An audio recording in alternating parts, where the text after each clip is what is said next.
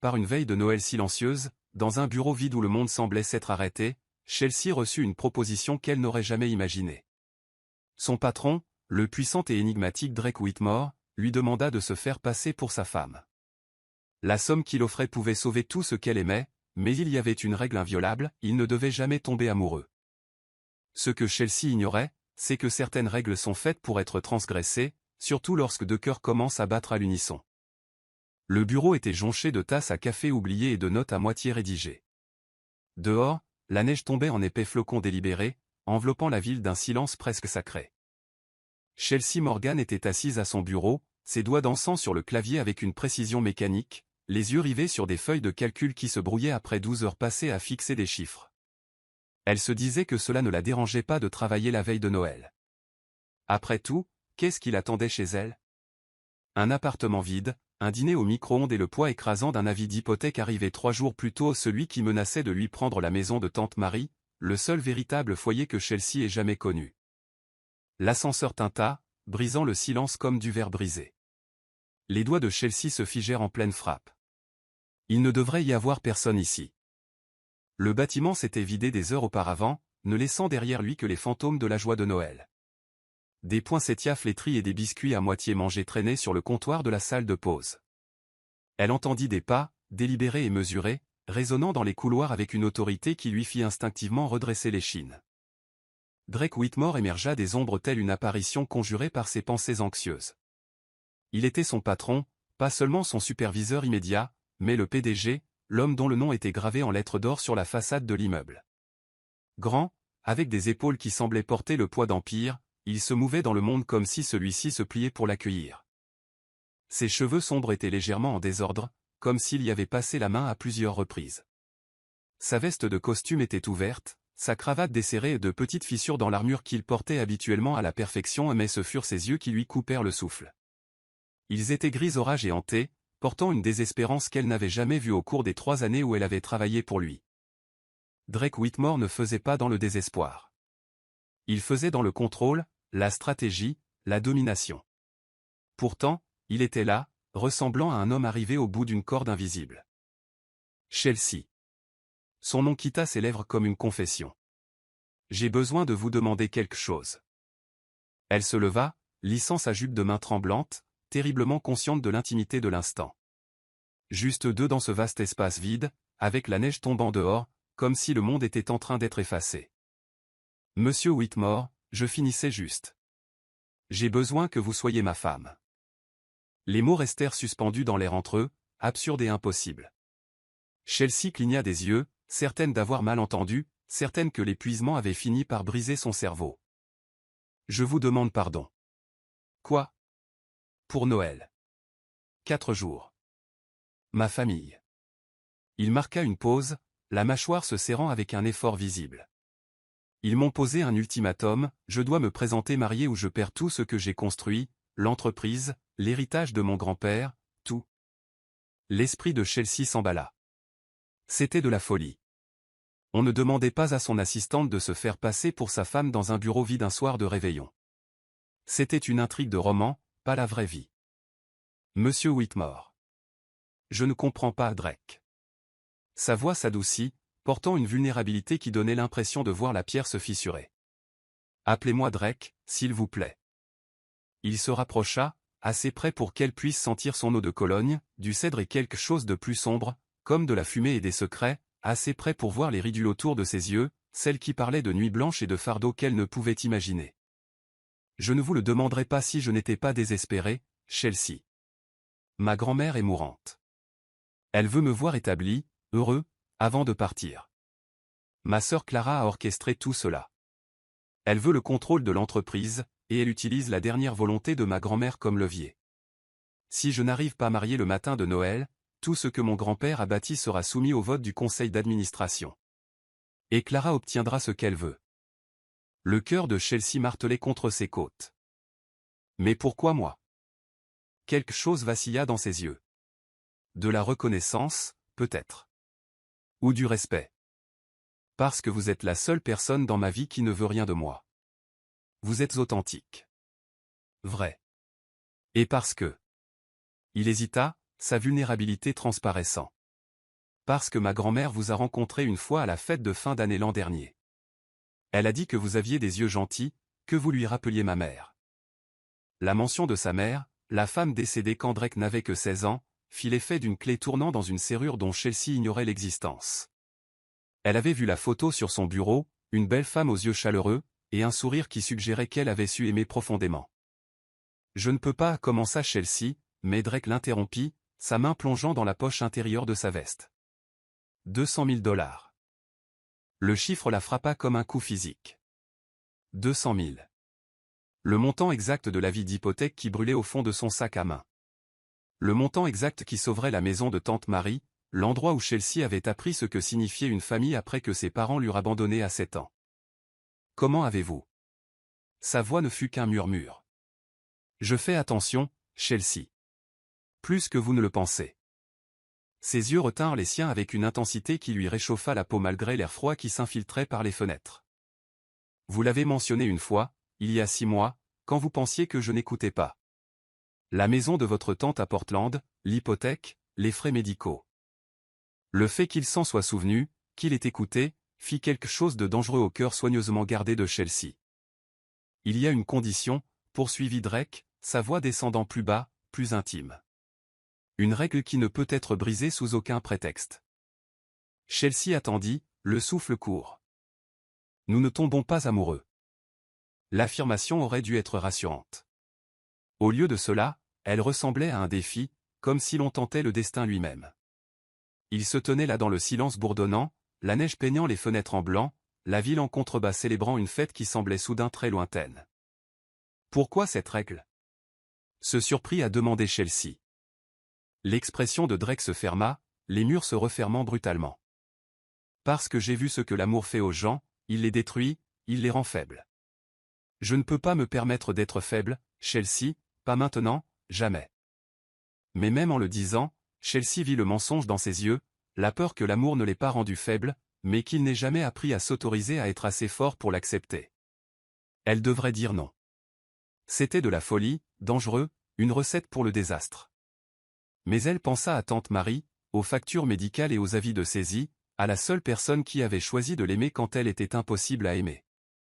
D'accord, s'entendit dire Chelsea. Je vais le faire. Les épaules de Drake s'affaissèrent de soulagement, si profond que cela ressemblait à de la douleur. Merci. Mais j'ai une condition aussi, ajouta Chelsea, se surprenant par son audace. Une fois que ce sera fini, vous n'en reparlerez plus jamais. Nous redevenons employeur et employé, pas de gêne, pas d'attache.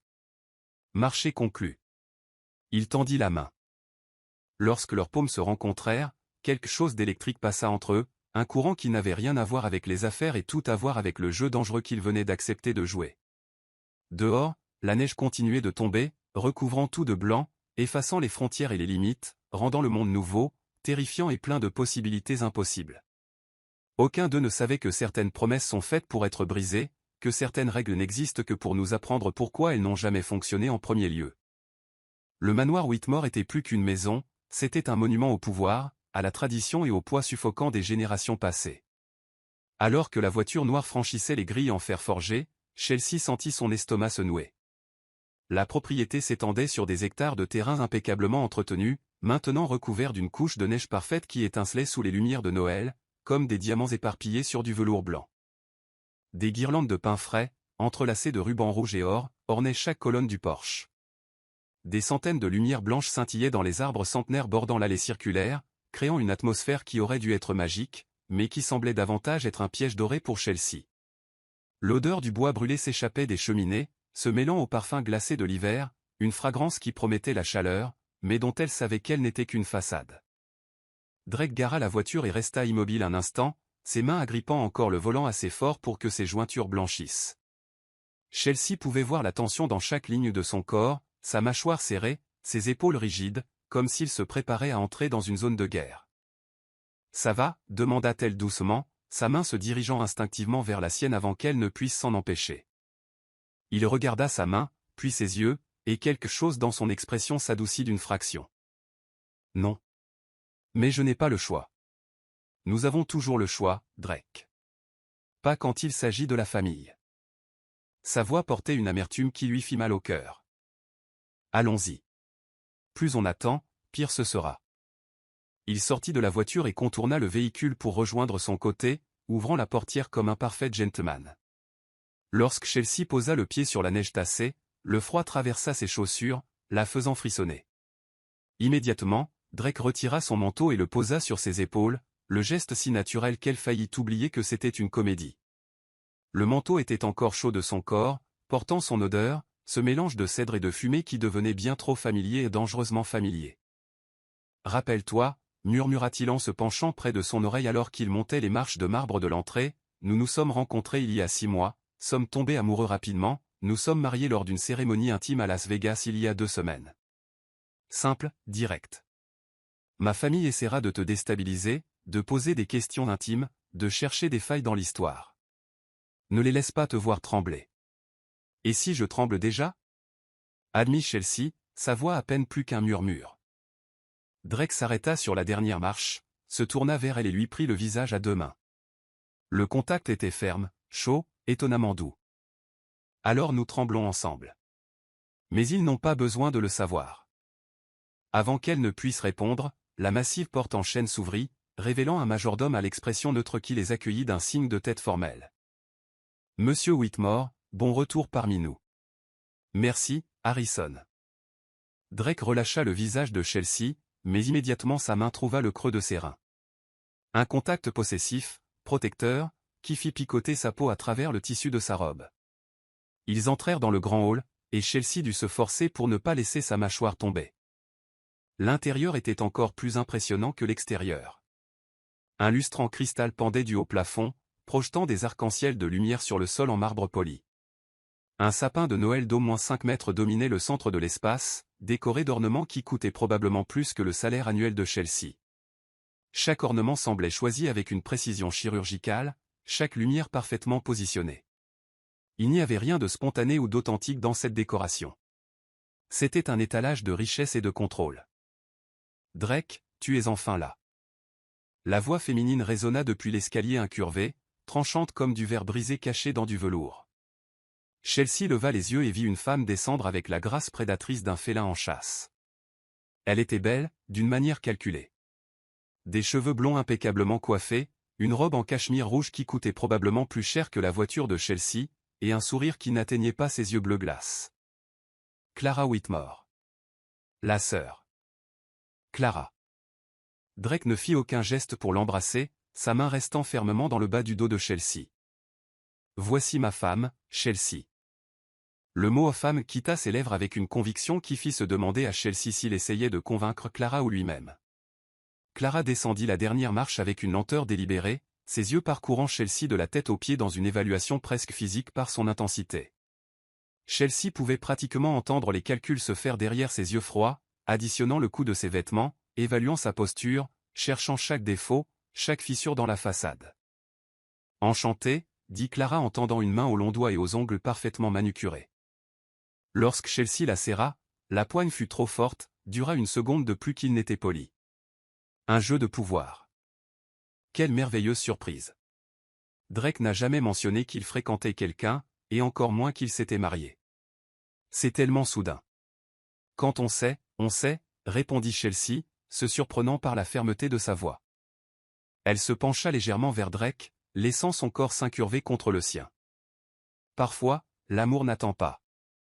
Quelque chose de dangereux passa dans les yeux de Clara. Fascinant. Vous devez tout me raconter sur votre rencontre. Pendant le dîner, peut-être. Grand-mère est impatiente de rencontrer la femme de Drake. La pause avant femme était délibérée, chargée de scepticisme. Ce sera un plaisir, dit Drake, sa voix coupant comme de l'acier. Il relâcha enfin le dos de Chelsea, mais seulement pour entrelacer ses doigts avec les siens, tenant sa main avec une fermeté qui semblait plus que théâtrale. Nous allons d'abord monter dans notre chambre. La route a été longue. Bien sûr, sourit Clara, ce sourire de prédateur. Vous êtes dans la chambre bleue, la chambre qui appartenait à tes parents, Drake. J'ai pensé que ce serait approprié. Chelsea sentit Drake se raidir à côté d'elle, chaque muscle de son corps se tendant. Elle n'avait pas besoin de connaître toute l'histoire pour comprendre la cruauté de ce geste, les mettre dans la chambre où ses parents dormaient, où sa mère était morte d'un cancer quand il était adolescent. Clara établissait le champ de bataille, montrant qu'il n'y aurait aucune pitié. « Quelle attention de ta part » répondit Drake, sa voix dangereusement calme. Toujours si prévenante, Clara.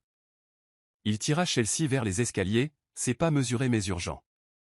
Elle pouvait sentir la colère vibrer en lui comme de l'électricité, pouvait voir la façon dont sa mâchoire travaillait, grinçant des dents qui devaient probablement déjà lui faire mal.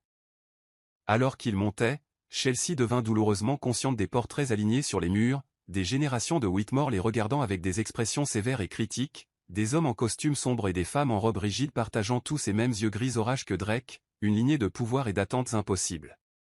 Lorsqu'ils atteignirent la chambre bleue, Drake poussa la porte et la tira pratiquement à l'intérieur, la refermant derrière eux avec un clic final qui ressemblait à une condamnation. La pièce était grande, dominée par un lit à baldaquin aux rideaux de velours bleu marine. Une cheminée crépitait doucement dans un coin, projetant des ombres dansantes sur des murs décorés d'un papier peint délicat. Il y avait une qualité muséale dans l'espace, comme si personne n'y vivait réellement, juste des souvenirs préservés de personnes qui n'existaient plus. Drake lâcha sa main et marcha vers la fenêtre, regardant les jardins enneigés en contrebas. Ses épaules étaient tendues, sa respiration légèrement inégale. Drake. Commença Chelsea. Elle fait toujours ça, dit-il, la voix basse et chargée d'une vieille douleur. Elle trouve un moyen de remuer le couteau dans la plaie. Cette chambre. Je n'y suis pas entré depuis 15 ans. Chelsea s'approcha lentement, comme on approcherait un animal blessé. Nous pouvons demander une autre chambre. Non. Il se tourna vers elle, et la vulnérabilité brute dans ses yeux la frappa comme un coup de poing. Elle nous teste, elle veut voir si nous sommes réels. Si nous fuyons maintenant, elle saura que tout est un mensonge. Alors nous restons. Il passa une main dans ses cheveux, les ébouriffant davantage. Je suis désolé de t'avoir entraîné là-dedans. Dans cette famille. Nous sommes doués pour détruire les choses que nous touchons. Vous ne m'avez pas encore détruite, dit doucement Chelsea.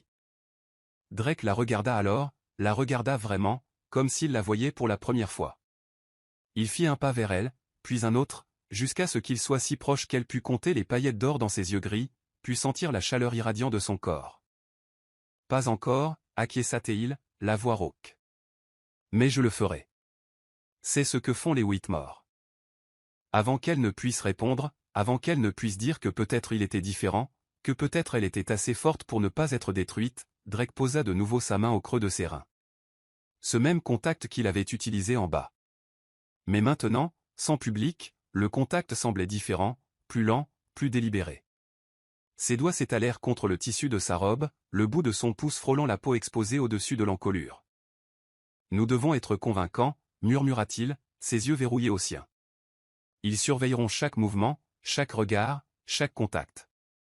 Alors devenons convaincants, chuchota Chelsea en retour, son cœur tonnant contre ses côtes.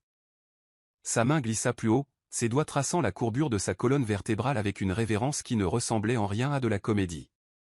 Chelsea se pencha vers le contact avant de pouvoir s'en empêcher, ses yeux se fermant juste une seconde. Lorsqu'elle les rouvrit, Drake était encore plus proche, son visage à quelques centimètres du sien. « C'est dangereux, avertit-il, mais il ne se recula pas, je sais, admit-elle. Et aucun d'eux ne bougea. La nuit tomba sur le manoir Whitmore comme un voile lourd, apportant avec elle un silence qui semblait amplifier chaque son. Le crépitement de la cheminée, le vent hurlant contre les fenêtres, le souffle retenu de 2 personnes piégées dans une chambre qui portait le poids de vieux fantômes. Le dîner avait été une épreuve, 2 heures assises à la table allongée en acajou sous la lueur implacable d'un lustre en cristal, tandis que la famille de Drake les disséquait avec des questions acérées déguisées en curiosité polie. Sa grand-mère, une femme frêle aux yeux perçants qui semblait voir à travers tous les mensonges, avait tenu la main de Chelsea avec des doigts étonnamment forts et avait dit « Vous avez des yeux gentils, ma chère. J'espère que mon petit-fils en est digne. » Clara observait tout avec ce sourire prédateur, posant des questions sur la lune de miel qui n'avait jamais eu lieu, sur la robe de mariée que Chelsea n'avait jamais portée, sur des détails intimes qui lui faisaient brûler les joues. Mais maintenant, enfin, ils étaient seuls. Chelsea sortit de la salle de bain en marbre vêtue d'une simple chemise de nuit en coton qu'elle avait apportée dans sa valise hâtivement préparée. Le tissu était fin, modeste, mais semblait soudain inadéquat sous le poids du regard de Drake. Il se tenait près de la cheminée, toujours vêtu de son pantalon de costume et d'une chemise blanche aux manches retroussées jusqu'au coude, révélant des avant-bras musclés marqués par des veines qui parlaient d'une force contenue. Il tenait un verre de whisky, le liquide ambré capturant la lumière du feu, mais ne buvait pas. Il fixait juste les flammes comme si elles pouvaient lui donner des réponses qu'il ne parvenait pas à trouver seul. « Tu peux prendre le lit, dit-il sans la regarder, la voix soigneusement neutre. Je dormirai sur le canapé.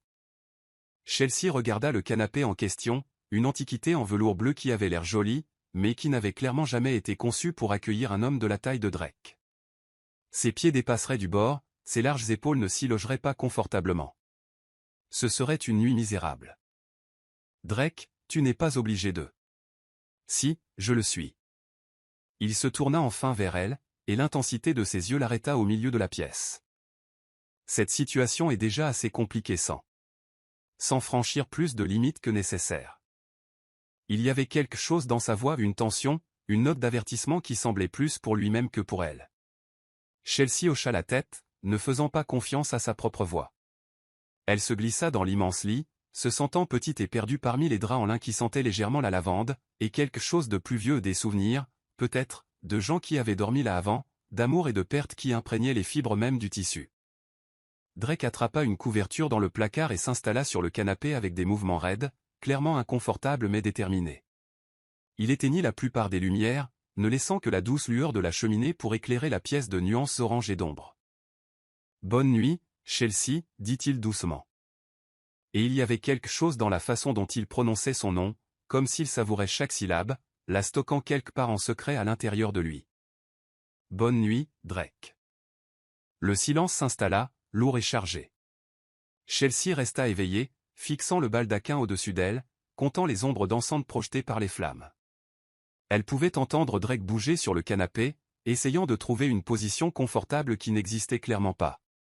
À chaque mouvement qu'il faisait, son cœur se serrait un peu plus, une étrange culpabilité s'installant dans sa poitrine. 1 heure passa, puis 2. Le feu diminua en braise pulsante, plongeant la pièce dans une obscurité quasi complète. Chelsea était au bord du sommeil lorsqu'elle entendit un gémissement guttural, sourd, chargé de douleur. Ses yeux s'ouvrirent immédiatement. Pendant un moment, elle se figea, incertaine d'avoir vraiment entendu ou si elle rêvait. Puis cela recommença, un son angoissé qui fit se dresser tous les poils de son corps. Non. S'il te plaît, non. La voix de Drake était rauque, brisée, mais connaissable. Maman. Ne pars pas. S'il te plaît, ne me laisse pas.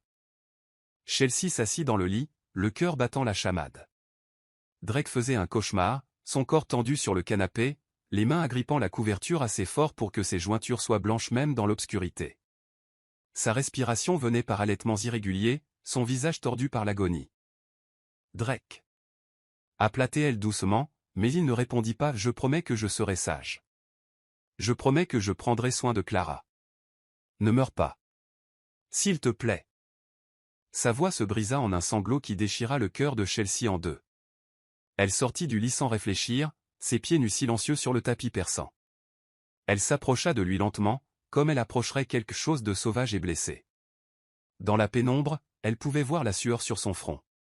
La façon dont ses paupières bougeaient rapidement, piégées dans une horreur que lui seul pouvait voir. Drake. Essaya-t-elle à nouveau, plus fort cette fois, s'agenouillant près du canapé. Toujours aucune réponse. Il était complètement perdu dans le cauchemar, un garçon de 16 ans à nouveau, regardant sa mère mourir et étant incapable de la sauver. Chelsea tendit la main, hésita juste un instant, puis la posa doucement sur son épaule. Drake, réveille-toi. Tu rêves. Je suis là. Tu es en sécurité. Son contact fut comme un interrupteur. Les yeux de Drake s'ouvrirent soudainement, sauvage et désorienté, sa main jaillissant pour saisir son poignet avec une force réflexe. Pendant un terrible instant, il ne la reconnut pas, la regarda comme si elle faisait partie du cauchemar, une autre chose à craindre.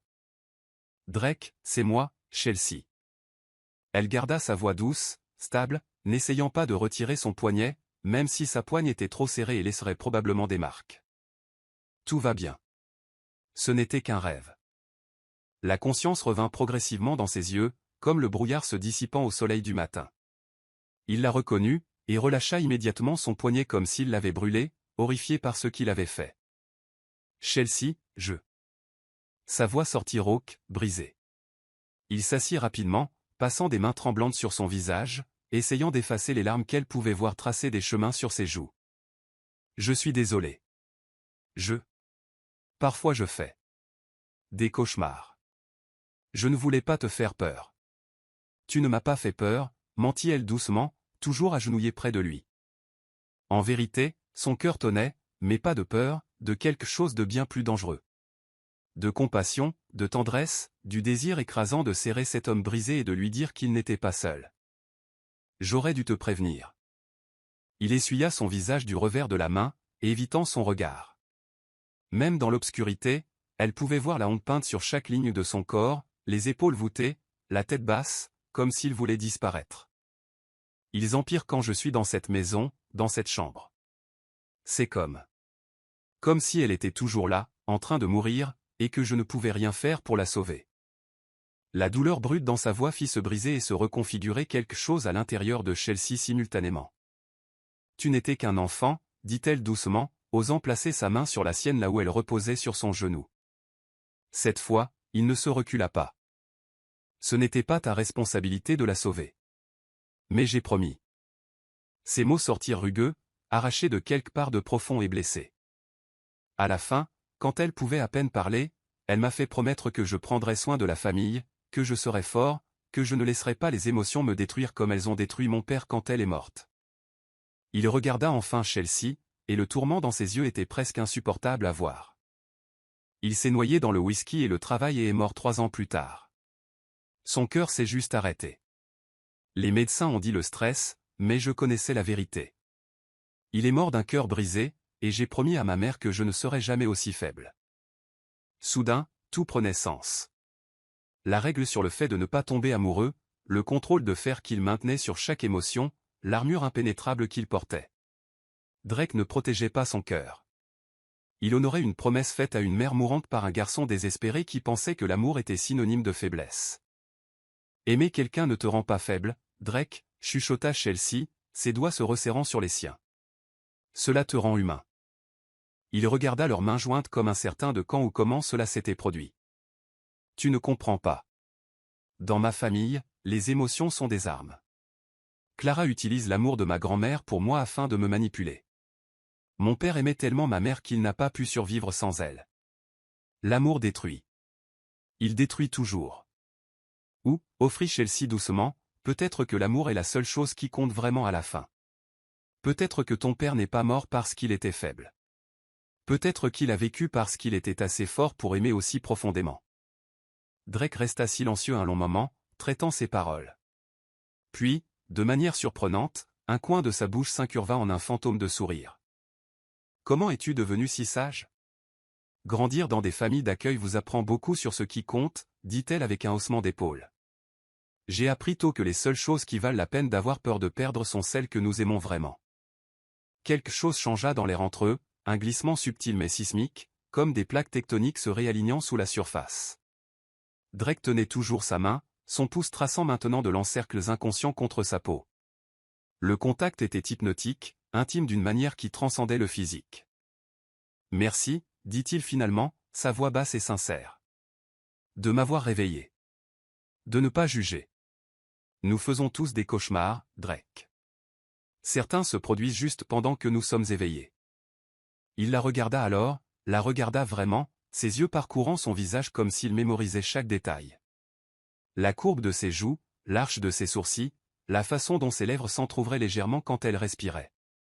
Le moment s'étira, chargé de possibilités non dites, de lignes qu'ils avaient convenu de ne pas franchir, mais qui semblaient soudain beaucoup moins définies.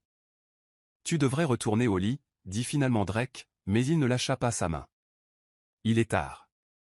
Tu devrais venir avec moi. Les mots sortirent avant que Chelsea ne puisse les censurer, et elle sentit son visage chauffer. Je veux dire, le lit est assez grand pour nous deux, et ce canapé est clairement en train de te tuer. Nous pouvons. Nous pouvons juste dormir. Rien de plus. Drake hésita, et elle put voir la guerre se dérouler derrière ses yeux, le devoir contre le désir, le contrôle contre le besoin. Finalement, il hocha la tête, une unique inclinaison qui sembla tout lui coûter. Ils se levèrent ensemble, se tenant toujours la main, et marchèrent vers l'immense lit. Chelsea se glissa sous les draps la première, se déplaçant vers le côté opposé. Drake suivit, maintenant un espace respectueux entre eux, son corps rigide comme s'il avait peur de la toucher accidentellement, mais ensuite, dans l'obscurité, elle sentit sa main chercher la sienne sous les draps. Lorsque leurs doigts s'entrelacèrent, ils relâchèrent tous deux un souffle qu'ils ne savaient pas qu'ils retenaient. « Chelsea ? Oui. Si je fais un autre cauchemar.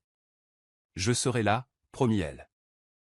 Et dans l'obscurité de la chambre bleue, entourés par les fantômes des amours passés et des promesses brisées, deux étrangers prétendant être mariés commencèrent à découvrir que les meilleurs mensonges sont ceux construits sur des vérités que nous avons trop peur d'admettre. Le matin arriva lentement au manoir Whitmore, la lumière du soleil filtrant à travers les lourds rideaux comme du miel doré versé sur de la porcelaine blanche. Chelsea s'éveilla à la sensation de chaleur à côté d'elle, non pas la chaleur impersonnelle des couvertures, mais la chaleur vivante et pulsante d'un autre corps humain. Drake dormait encore, son visage détendu d'une manière qu'elle n'avait jamais vue lorsqu'il était éveillé. Les lignes dures d'inquiétude qui marquaient normalement son front s'étaient adoucies, ses lèvres légèrement entr'ouvertes, respirant profondément et régulièrement. Il paraissait plus jeune ainsi, plus vulnérable, comme si des années d'armure avaient été temporairement retirées, révélant l'homme sous le dirigeant implacable. Ils avaient bougé pendant la nuit. L'espace respectueux que Drake avait maintenu entre eux avait complètement disparu. Maintenant, leurs corps étaient entrelacés comme des vignes qui auraient poussé ensemble, impossible à séparer sans laisser de marque. Sa tête reposait contre son torse, écoutant le rythme régulier de son cœur. Son bras l'encerclait, sa grande main calleuse reposant possessivement sur sa taille. Une de ses jambes était jetée sur la sienne, comme si même dans son sommeil elle cherchait la proximité. Chelsea savait qu'elle devait se reculer, créer de la distance avant qu'il ne se réveille et ne voie à quel point ils étaient devenus complètement enchevêtrés. Mais son corps refusait d'obéir, ancré dans sa chaleur, dans son odeur, le cèdre est quelque chose d'uniquement Drake qui faisait battre son cœur d'une manière qui n'avait rien à voir avec la mascarade qu'il jouait. Les yeux de Drake s'ouvrirent lentement, ses iris gris orage se focalisant sur elle avec une douceur matinale qui fit faire un salto à son estomac. Pendant un moment, aucun d'eux ne bougea. Ils restèrent simplement là, à se regarder dans la lumière dorée du matin, comme sous un charme qu'ils craignaient tous deux de rompre. « Bonjour » murmura-t-il, la voix rauque de sommeil, envoyant des frissons le long de sa colonne vertébrale. « Bonjour » chuchota-t-elle en retour. Drake baissa les yeux, réalisant comment leurs corps étaient entrelacés, et quelque chose traversa son visage, non pas de l'inconfort, mais quelque chose de plus dangereux, de la reconnaissance, du désir. Et en dessous de tout cela, la peur de ce que cette proximité signifiait. Il devrait se reculer. Elle le savait, il le savait. Mais au lieu de cela, ses doigts se fléchirent contre sa taille, l'attirant imperceptiblement plus près pendant juste une seconde, avant de finalement, à contre-cœur, la relâcher. « Nous devrions descendre pour le petit déjeuner, dit-il, mais il ne fit aucun geste pour se lever. Ma grand-mère s'attend à ce que tout le monde soit présent. C'est la tradition. Tradition. Chelsea répéta le mot comme s'il était amer. Tout dans cette maison semblait tourner autour de la tradition, des règles non écrites qui gouvernaient chaque interaction, chaque souffle, chaque moment de supposée spontanéité. Ils finirent par se lever, se séparant avec une réticence qu'aucun des deux ne s'autorisa à reconnaître. Chelsea prit sa douche en premier, laissant l'eau chaude laver la sensation fantôme de ses bras, bien qu'elle sût qu'il serait impossible de l'effacer complètement. Lorsqu'elle émergea de la salle de bain enveloppée dans une serviette, Drake était déjà habillé d'un pantalon ajusté et d'une chemise bleu foncé qui rendait ses yeux orageux. Il l'observa alors qu'elle s'habillait, non pas de manière invasive, mais avec une attention qui rendait chacun de ses mouvements significatifs. Lorsqu'elle lutta avec la fermeture éclair de sa robe, il fut derrière elle instantanément, ses doigts trouvant le métal et le remontant avec une lenteur délibérée qui fit picoter sa peau. « Merci » murmura-t-elle. « Je t'en prie. » Ses doigts s'attardèrent à la base de son cou juste un instant avant de s'éloigner. Le petit déjeuner était servi dans la véranda, un espace tout en verre qui offrait une vue imprenable sur les jardins enneigés. La table était dressée avec de la porcelaine fine et du cristal, tout étant parfaitement arrangé avec une précision militaire. La grand-mère de Drake était déjà assise en bout de table, petite et frêle dans sa chaise, mais avec des yeux qui ne manquaient rien. Clara était là aussi, impeccable dans un ensemble en cachemire crème, son sourire tranchant comme toujours. Il y avait aussi l'oncle Bernard, un homme corpulent à la moustache grisonnante qui semblait plus intéressé par son journal que par les gens autour de lui, et la tante Margot, une femme mince aux lèvres serrées qui regardait Chelsea comme si elle était une tache sur sa nappe coûteuse. « Bonjour, mes chéris », accueillit la grand-mère, son doux accent britannique portant toujours l'autorité. « Venez vous asseoir. Nous vous attendions. » Drake tira la chaise de Chelsea avant de s'asseoir à côté d'elle, sa main trouvant la sienne sous la table et entrelaçant leurs doigts. Le geste semblait naturel, instinctif, mais elle pouvait sentir la légère tension dans sa prise. Il se préparait à quelque chose. « Vous avez bien dormi, Chelsea ?» demanda Clara, les yeux brillants d'une malice à peine dissimulée. La chambre bleue peut être émotionnellement éprouvante pour certaines personnes. Tant de souvenirs dans cet espace. « J'ai merveilleusement bien dormi, » répondit Chelsea avec un sourire doux. « C'est une belle chambre, pleine d'histoire et d'amour. » Quelque chose passa sur le visage de Drake. De la gratitude, peut-être, ou de la surprise qu'elle ait non seulement survécu au test de Clara, mais qu'elle l'ait retourné à son avantage. Le café fut servi, noir et aromatique, l'odeur riche remplissant l'air et se mélangeant au parfum du pain frais et des fruits. Chelsea tendit la main vers sa tasse, mais Drake fut plus rapide, saisissant le petit pot de crème qu'il l'avait vu utiliser la veille et ajoutant exactement la bonne quantité avant de le lui passer. « Merci », dit-elle doucement, surprise qu'il ait remarqué une chose aussi infime. « De rien. » Ses yeux rencontrèrent les siens, et elle y vit quelque chose qui fit sauter un battement à son cœur. De l'attention. Il faisait attention à elle d'une manière qui allait bien au-delà de ce que le rôle de faux mari exigeait. La conversation s'écoulait autour d'eux, Bernard grommelant à propos des marchés boursiers, Margot se plaignant de l'organisateur de son dernier gala de charité. Mais Chelsea était hyper consciente de chaque petit geste de Drake, la façon dont ses doigts frôlaient les siens quand il passait le pain, la façon dont son genou pressait contre le sien sous la table, la façon dont ses yeux revenaient sans cesse vers elle-même quand quelqu'un d'autre parlait.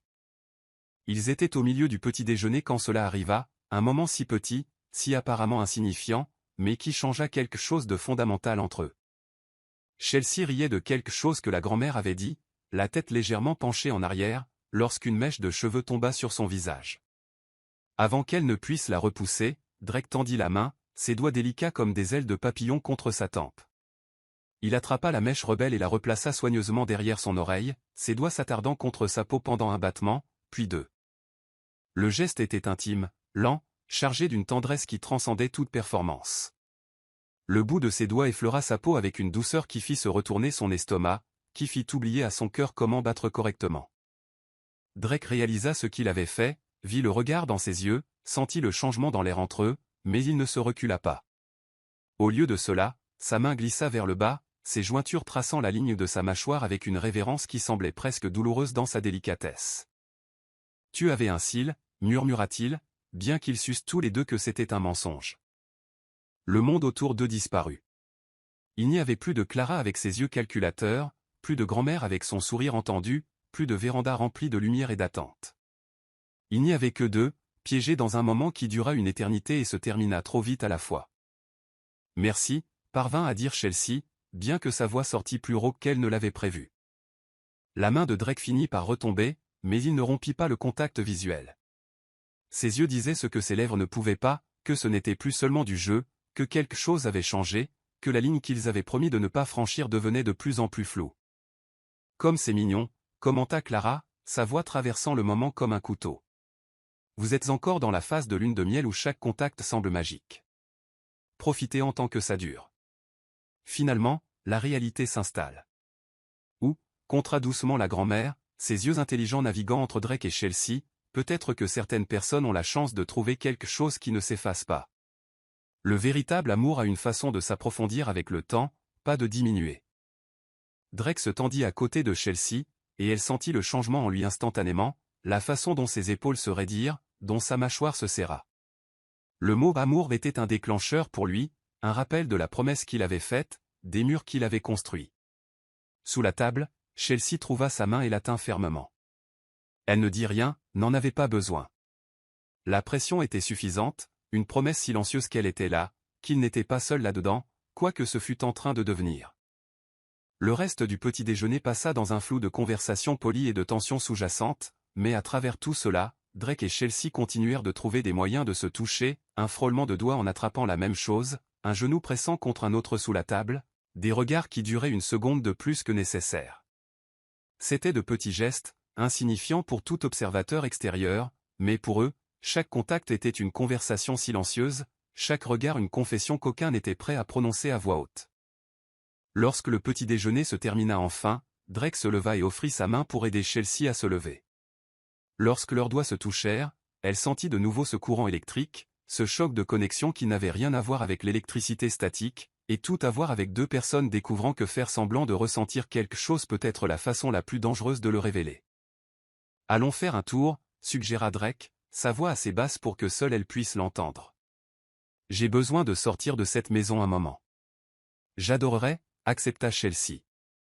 Et alors qu'ils quittaient la véranda, mains entrelacées d'une manière qui ne ressemblait plus en rien à de la comédie, aucun d'eux ne remarqua le petit sourire satisfait sur le visage de la grand-mère de Drake, ni le regard calculateur et inquiet de Clara. Les règles étaient brisées, une par une, à chaque contact, à chaque regard, à chaque moment volé qui semblait plus réel que tout ce qu'ils avaient prévu. Et le plus effrayant, c'est qu'aucun d'eux ne voulait plus s'arrêter. La bibliothèque du manoir Whitmore était un sanctuaire oublié par le temps. Des murs lambrissés d'acajou abritaient des milliers de livres reliés en cuir, leur dos décoloré gardant des histoires des siècles passés. L'odeur était enivrante. Papier vieilli, cuir tanné, poussière de connaissances anciennes, et une pointe de fumée de cheminée qui imprégnait chaque fibre de l'espace. De hautes fenêtres laissaient entrer une lumière filtrée d'après-midi, créant des bandes dorées qui dansaient avec les particules de poussière suspendues dans l'air comme de minuscules étoiles. Chelsea découvrit l'endroit par accident, cherchant un moment de solitude après un autre repas tendu avec la famille Whitmore. Elle s'était échappée par les couloirs silencieux, suivant un instinct qui la mena à ces doubles portes en bois sculptées. Lorsqu'elle les ouvrit, ce fut comme entrer dans un autre monde, un monde où le temps s'écoulait plus lentement, et où les attentes suffocantes du manoir ne pouvaient l'atteindre. Elle marcha entre les étagères, ses doigts traçant le dos des livres avec révérence. Il y avait des éditions originales de Dickens, des volumes de poésie de Byron et Shelley, des traités philosophiques en latin qu'elle ne pouvait pas lire, mais qu'elle admirait pour leur simple existence. Et puis, sur une étagère basse, cachée parmi de lourds tomes d'histoire, elle le trouva. Le Petit Prince. Son souffle se coupa. Ce n'était pas n'importe quelle édition. C'était la traduction originale de Catherine Woods de 1943. La couverture bleue était décolorée, mais les illustrations de Saint-Exupéry encore vibrantes. Chelsea prit le livre avec des mains légèrement tremblantes, l'ouvrant avec le soin réservé aux choses précieuses et fragiles. On ne voit bien qu'avec le cœur. L'essentiel est invisible pour les yeux, murmura-t-elle, lisant l'un de ses passages favoris, son cœur se serrant avec la familiarité de mots qu'il avait consolés dans tant de foyers d'accueil, lors de tant de nuits solitaires où le monde semblait trop grand et elle trop petite. Vous aimez Saint-Exupéry ? La voix de Drake la fit sursauter, manquant de faire tomber le livre. Elle se tourna rapidement pour le trouver debout dans l'encadrement de la porte, appuyé contre le cadre avec une expression qu'elle ne parvenait pas à déchiffrer, quelque chose entre la curiosité et quelque chose d'autre, de plus doux, de plus vulnérable. Oui, admit-elle, serrant le livre contre sa poitrine, comme pour protéger un secret. Désolé, je ne devrais pas fouiller. Cette bibliothèque appartient à quiconque aime les livres, Drake l'interrompit, s'écartant de la porte pour marcher vers elle. Il ne portait qu'un jean et un pull en laine sombre, affichant une décontraction qu'elle ne lui avait jamais connue, il semblait plus jeune, plus accessible. Ma mère passait des heures ici, dit-il. Elle disait que les livres étaient le seul moyen honnête de voyager. Chelsea serra le livre un peu plus fort contre elle, touchée par l'intimité de cette révélation. Elle avait raison. Les livres m'ont sauvé quand j'étais enfant. Quand la réalité devenait trop lourde, je pouvais disparaître dans des histoires où les orphelins trouvaient des familles et où les fins heureuses étaient garanties. Drake s'arrêta devant elle, assez près pour qu'elle puisse distinguer les paillettes d'or dans ses yeux gris, assez près pour sentir la chaleur qui émanait de lui dans l'air frais de la bibliothèque. Le Petit Prince, observa-t-il en regardant le livre entre ses mains. Pourquoi celui-là en particulier ? Chelsea hésita, peu habituée à partager ses failles les plus vulnérables. Mais il y avait quelque chose dans le regard de Drake, une ouverture sincère, un intérêt réel qui lui donnait envie d'être honnête. Parce qu'il m'a appris qu'être différent ne signifie pas être brisé, dit-elle doucement. Le Petit Prince ne trouvait pas sa place sur sa planète, alors il a voyagé en quête de compréhension. Il a trouvé des liens dans les endroits les plus improbables. quand j'étais transféré de foyer en foyer, quand personne ne voulait de moi de façon permanente, ce livre me rappelait qu'un jour je trouverais ma place, ma Rose, mon renard à apprivoiser. Quelque chose changea sur le visage de Drake, une douceur qui transforma ses traits durs en quelque chose de presque beau. Tu as mentionné cela une fois, dit-il d'une voix basse. Il y a 6 mois, dans la salle de conférence après cette réunion terrible avec les investisseurs japonais. Tu rangeais des documents et prenais des notes, et j'ai demandé ce que tu écrivais.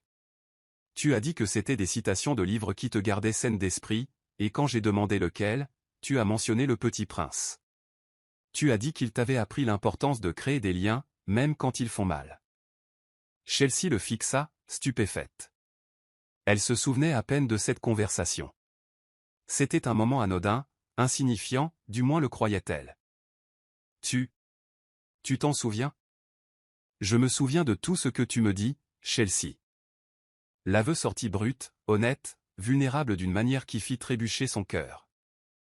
Chaque mot, chaque petite histoire, chaque détail que tu laisses échapper quand tu penses que personne ne fait attention.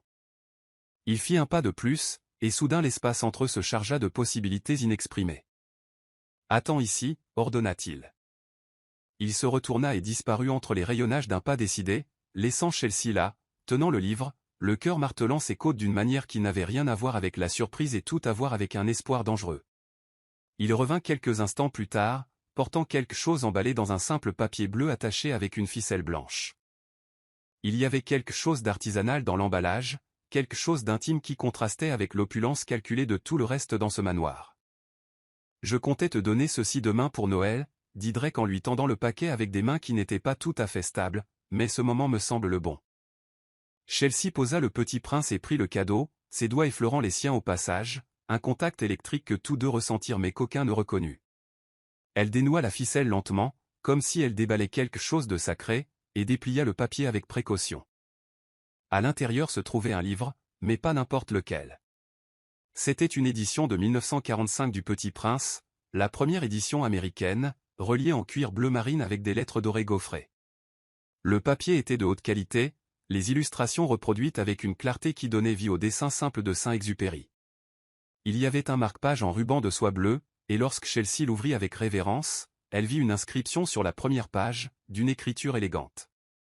Pour Chelsea, qui m'a appris que créer des liens n'est pas une faiblesse, mais la chose la plus courageuse que nous puissions faire.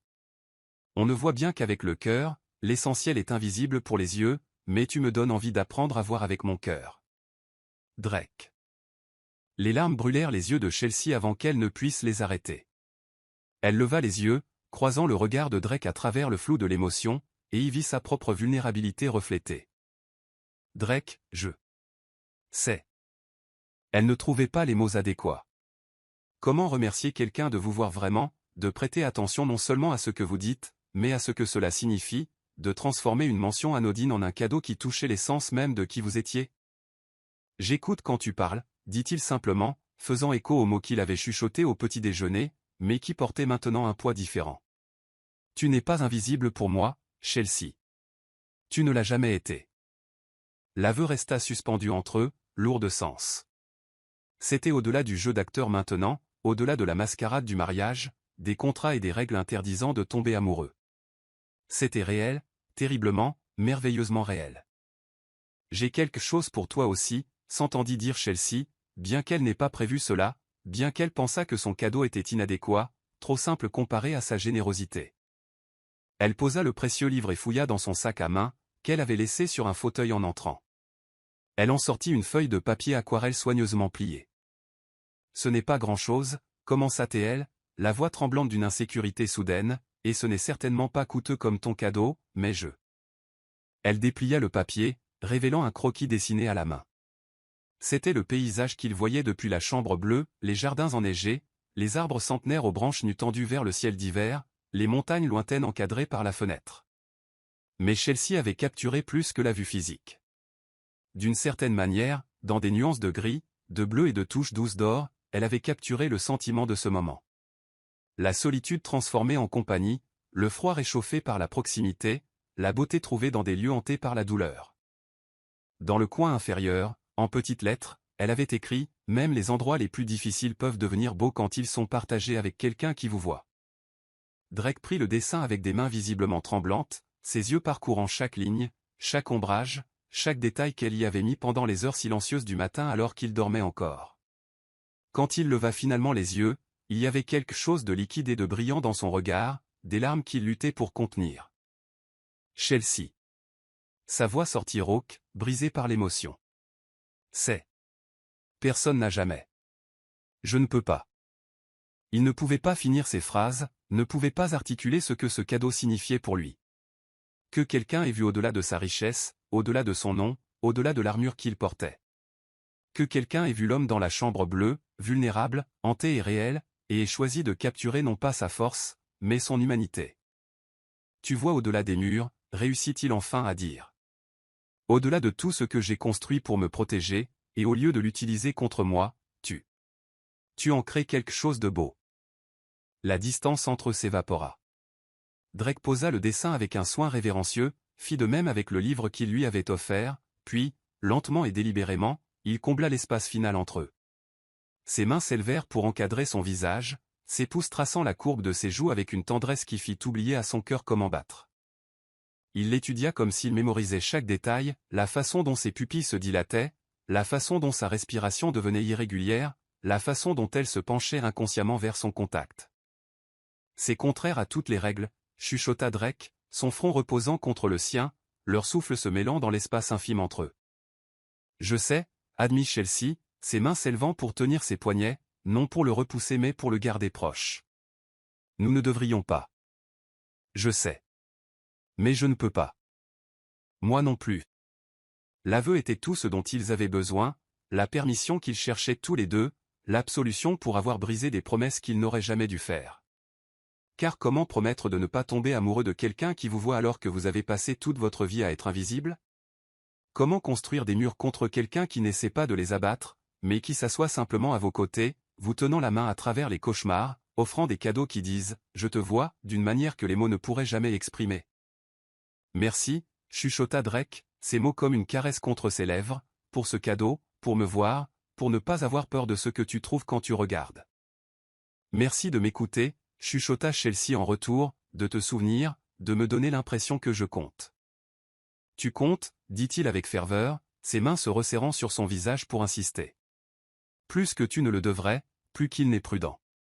Mais tu comptes. Ils restèrent ainsi un temps sans mesure, deux étrangers qui prétendaient être mariés, tenant des cadeaux qui révélaient des vérités qu'ils avaient tous deux trop peur de dire à voix haute. La bibliothèque autour d'eux fut le témoin silencieux, des milliers d'histoires d'amour capturées dans les pages regardant une nouvelle histoire se dérouler en temps réel. Et dans la poussière dorée et l'odeur des vieux livres, entourés par les mots de poètes et de philosophes qui comprenaient que l'amour n'était pas logique mais essentiel, Drake et Chelsea franchirent une autre ligne invisible. L'essentiel était vraiment invisible pour les yeux. Mais leur cœur apprenait à voir parfaitement bien. L'après-midi drapait la propriété des Whitmore de nuances argent et bleu glace. La neige était tombée à nouveau durant la nuit, ajoutant des couches fraîches sur l'épais manteau couvrant déjà les jardins. Le monde semblait enveloppé de coton, chaque son étouffé, chaque arête adoucie par la blancheur immaculée s'étendant dans toutes les directions. Chelsea se tenait sur la véranda arrière, enveloppée dans un manteau en laine emprunté qui sentait le cèdre. Le manteau de Drake, il avait insisté lorsqu'il l'avait vu frissonner. L'air glacial mordait ses joues, les rendant roses, et chaque souffle qu'elle relâchait se matérialisait en nuages blancs qui dansaient avant de disparaître. Prête, demanda Drake, apparaissant à ses côtés avec deux paires de gants. Il portait déjà un lourd manteau en cuir sombre sur un pull en laine. Ses joues étaient également rougies par le froid, mais ses yeux brillaient de quelque chose qui ressemblait étrangement à de l'excitation. Où allons-nous exactement? Demanda Chelsea en prenant les gants qu'il lui tendait doux, coûteux, manifestement jamais utilisés. Tout dans cette maison était ainsi, réalisait-elle, parfait, préservé, rarement touché par de vraies mains humaines ou de véritables émotions. Il y a un lac gelé à la lisière de la propriété, expliqua Drake, ses yeux suivant ses mouvements alors qu'elle enfilait les gants. Il y avait quelque chose dans sa façon de l'observer, une intensité qui rendait chaque action banale significative. Ma mère m'y emmenait quand j'étais enfant. C'est le seul endroit de cette propriété qui semble réel. La vulnérabilité dans sa voix en mentionnant sa mère serra le cœur de Chelsea. Chaque fois qu'il partageait un souvenir, chaque fois qu'il laissait tomber ses défenses, même pour un instant, elle avait l'impression de recevoir quelque chose de précieux, des fragments d'un homme qui permettait rarement à quiconque de le voir entièrement. Ils descendirent les marches de la véranda ensemble, leurs pas s'enfonçant dans la neige fraîche avec un bruit de compression satisfaisant. Drake lui offrit son bras, et Chelsea le prit sans hésitation, s'autorisant à apprécier sa solidité, la façon dont ses muscles se contractaient sous le manteau alors qu'il la guidait le long du sentier étroit, coupant à travers les jardins à la française. Le silence entre eux était confortable maintenant, chargé non pas de tension, mais d'une compréhension mutuelle. Ils avaient dépassé le stade où il fallait combler chaque instant avec des mots. Parfois, la présence suffisait. Les jardins cédèrent progressivement la place à une zone plus sauvage, des arbres qui n'avaient pas été taillés en forme parfaite, des buissons qui poussaient à leur guise. C'était comme passer d'un musée à un monde vivant et respirant. Chelsea pouvait entendre les oiseaux appeler dans les arbres, le bruit lointain d'un ruisseau courant sous la glace, le murmure du vent à travers les branches nues. « C'est magnifique ici », murmura-t-elle, ses yeux scannant le paysage sauvage, si différent du manoir. « Ma mère détestait la formalité de la maison principale », dit Drake, un petit sourire triste aux lèvres. Elle disait que les jardins ne devaient pas ressembler à des salons extérieurs. Ils devaient être chaotiques, imprévisibles, vivants. Alors elle a convaincu mon père de laisser cette section pousser librement. Ce fut l'une des rares batailles qu'elle gagna contre les traditions de la famille Whitmore. Chelsea pressa doucement son bras, un geste de réconfort silencieux. Il baissa les yeux vers elle, et quelque chose passa entre eux, une reconnaissance de la douleur partagée, de la compréhension de ce que signifiait aimer des gens qui n'étaient plus là pour recevoir cet amour. « Elle t'aurait aimé », dit Drake doucement.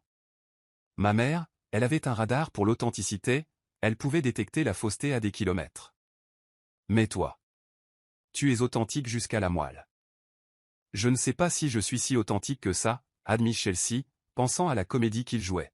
« Je prétends être ta femme, après tout. » « L'es-tu » Drake s'arrêta de marcher, se tournant pour lui faire face complètement.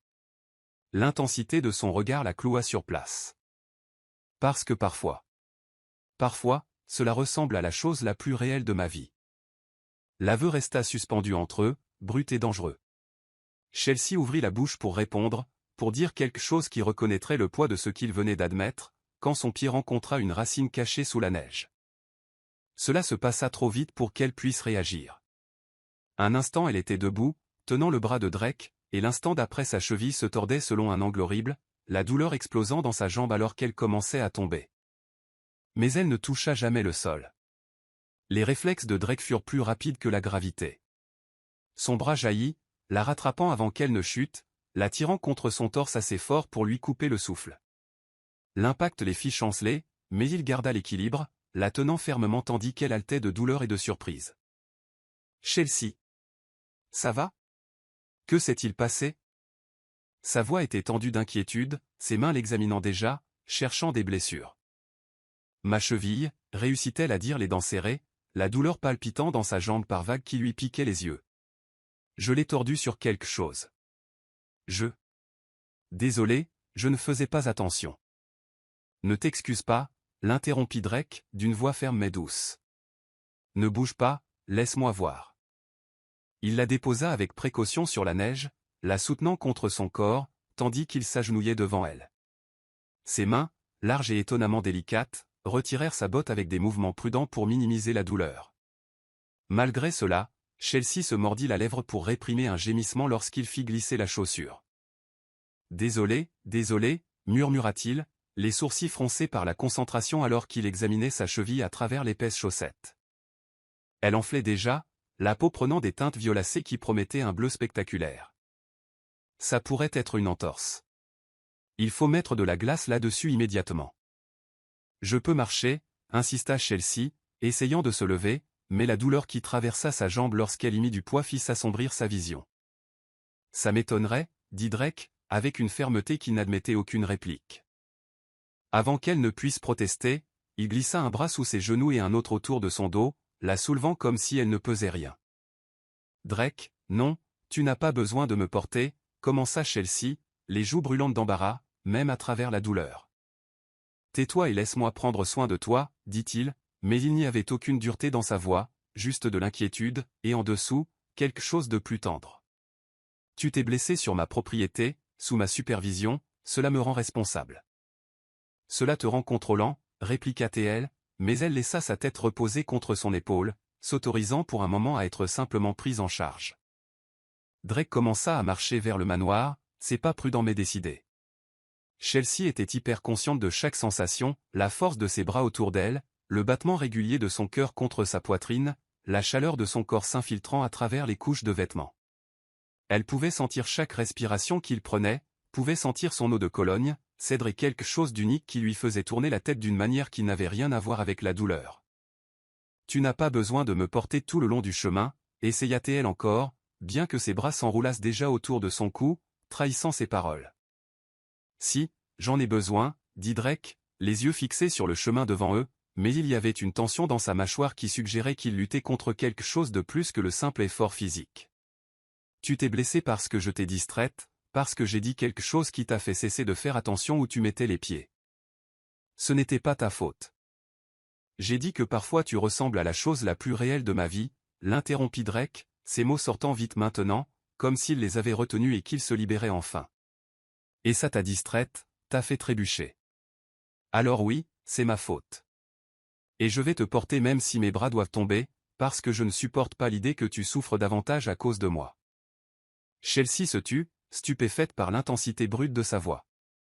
Il ne la regardait toujours pas, gardant les yeux fixés devant lui, mais elle pouvait voir le jeu de sa mâchoire, la façon dont une veine pulsait dans son cou, la façon dont ses bras se resserraient un peu plus autour d'elle.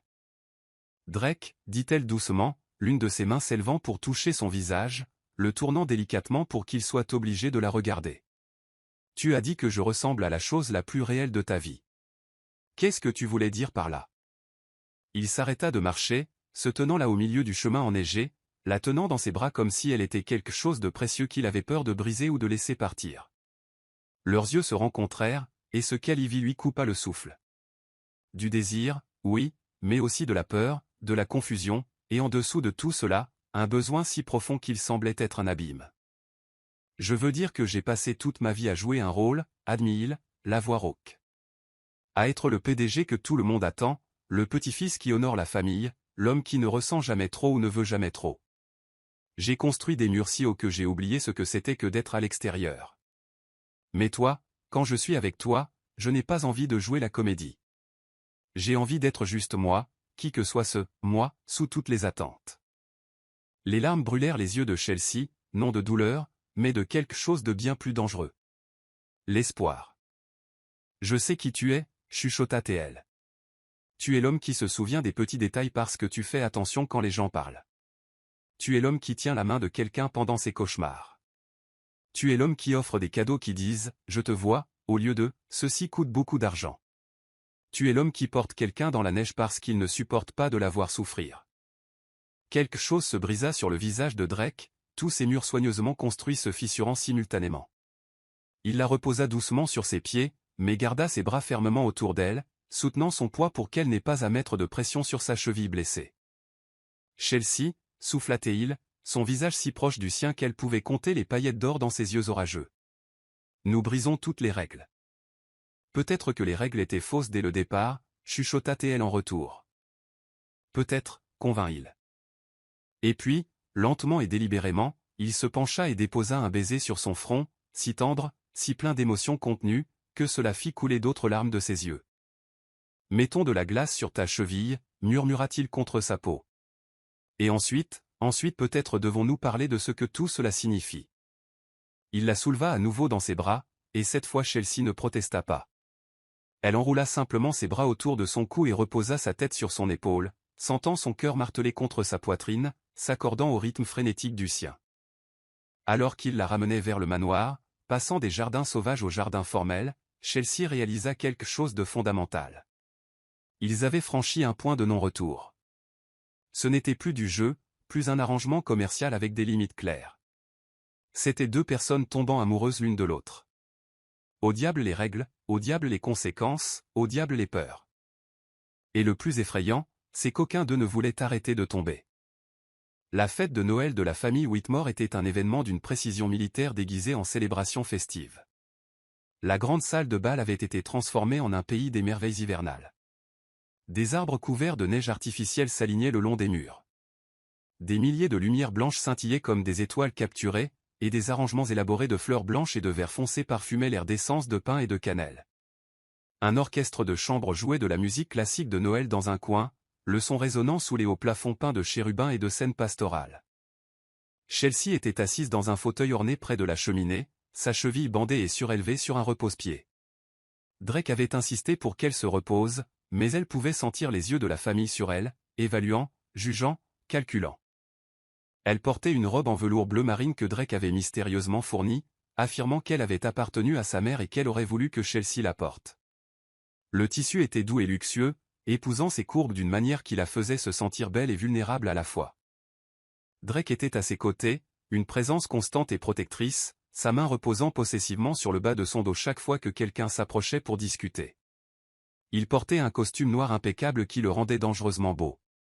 Tout en puissance contenue et en élégance mortelle. « Comment va la cheville » demanda-t-il pour la 10e fois de l'heure, ses yeux sombres d'inquiétude alors qu'il regardait le bandage. « Toujours attaché à mon pied » répondit Chelsea avec un petit sourire. « Tu peux arrêter de te blâmer à tout moment. »« Jamais » murmura-t-il, et il y avait quelque chose de féroce dans sa voix qui fit s'emballer son cœur. « Drake. »« Chelsea. » La voix de Clara trancha le murmure poli des conversations, tranchante comme du verre brisé. Elle glissa vers eux dans une robe rouge qui semblait calculée pour commander l'attention, son sourire tout tendant et sans chaleur. « Quel couple adorable vous faites, assis. Avec dévotion. Bien que ce soit dommage pour la cheville, Chelsea. Nous espérions que tu pourrais danser ce soir. »« Je suis parfaitement heureuse assise, » répondit poliment Chelsea, bien qu'elle pût sentir la tension émaner de Drake. « Bien sûr que tu le es. » Les yeux de Clara brillèrent d'une malice à peine dissimulée. « Quoique c'est étrange, n'est-ce pas? Comment tu t'es blessé lors d'une simple promenade, presque comme si tu n'étais pas habitué à notre style de vie. Notre propriété peut être traître pour ceux qui n'ont pas grandi ici. » L'implication était claire.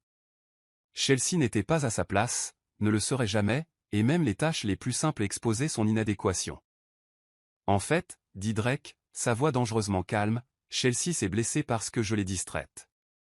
J'ai dit quelque chose qui lui a fait cesser de faire attention où elle mettait les pieds. Donc si tu veux blâmer quelqu'un pour sa blessure, Clara, blâme-moi. » Clara cligna des yeux, ne s'attendant manifestement pas à ce qu'il défende Chelsea aussi ouvertement. « Eh bien, comme c'est chevaleresque de ta part de prendre le blâme. » Elle regarda tour à tour l'un et l'autre, quelque chose de calculateur travaillant derrière ses yeux.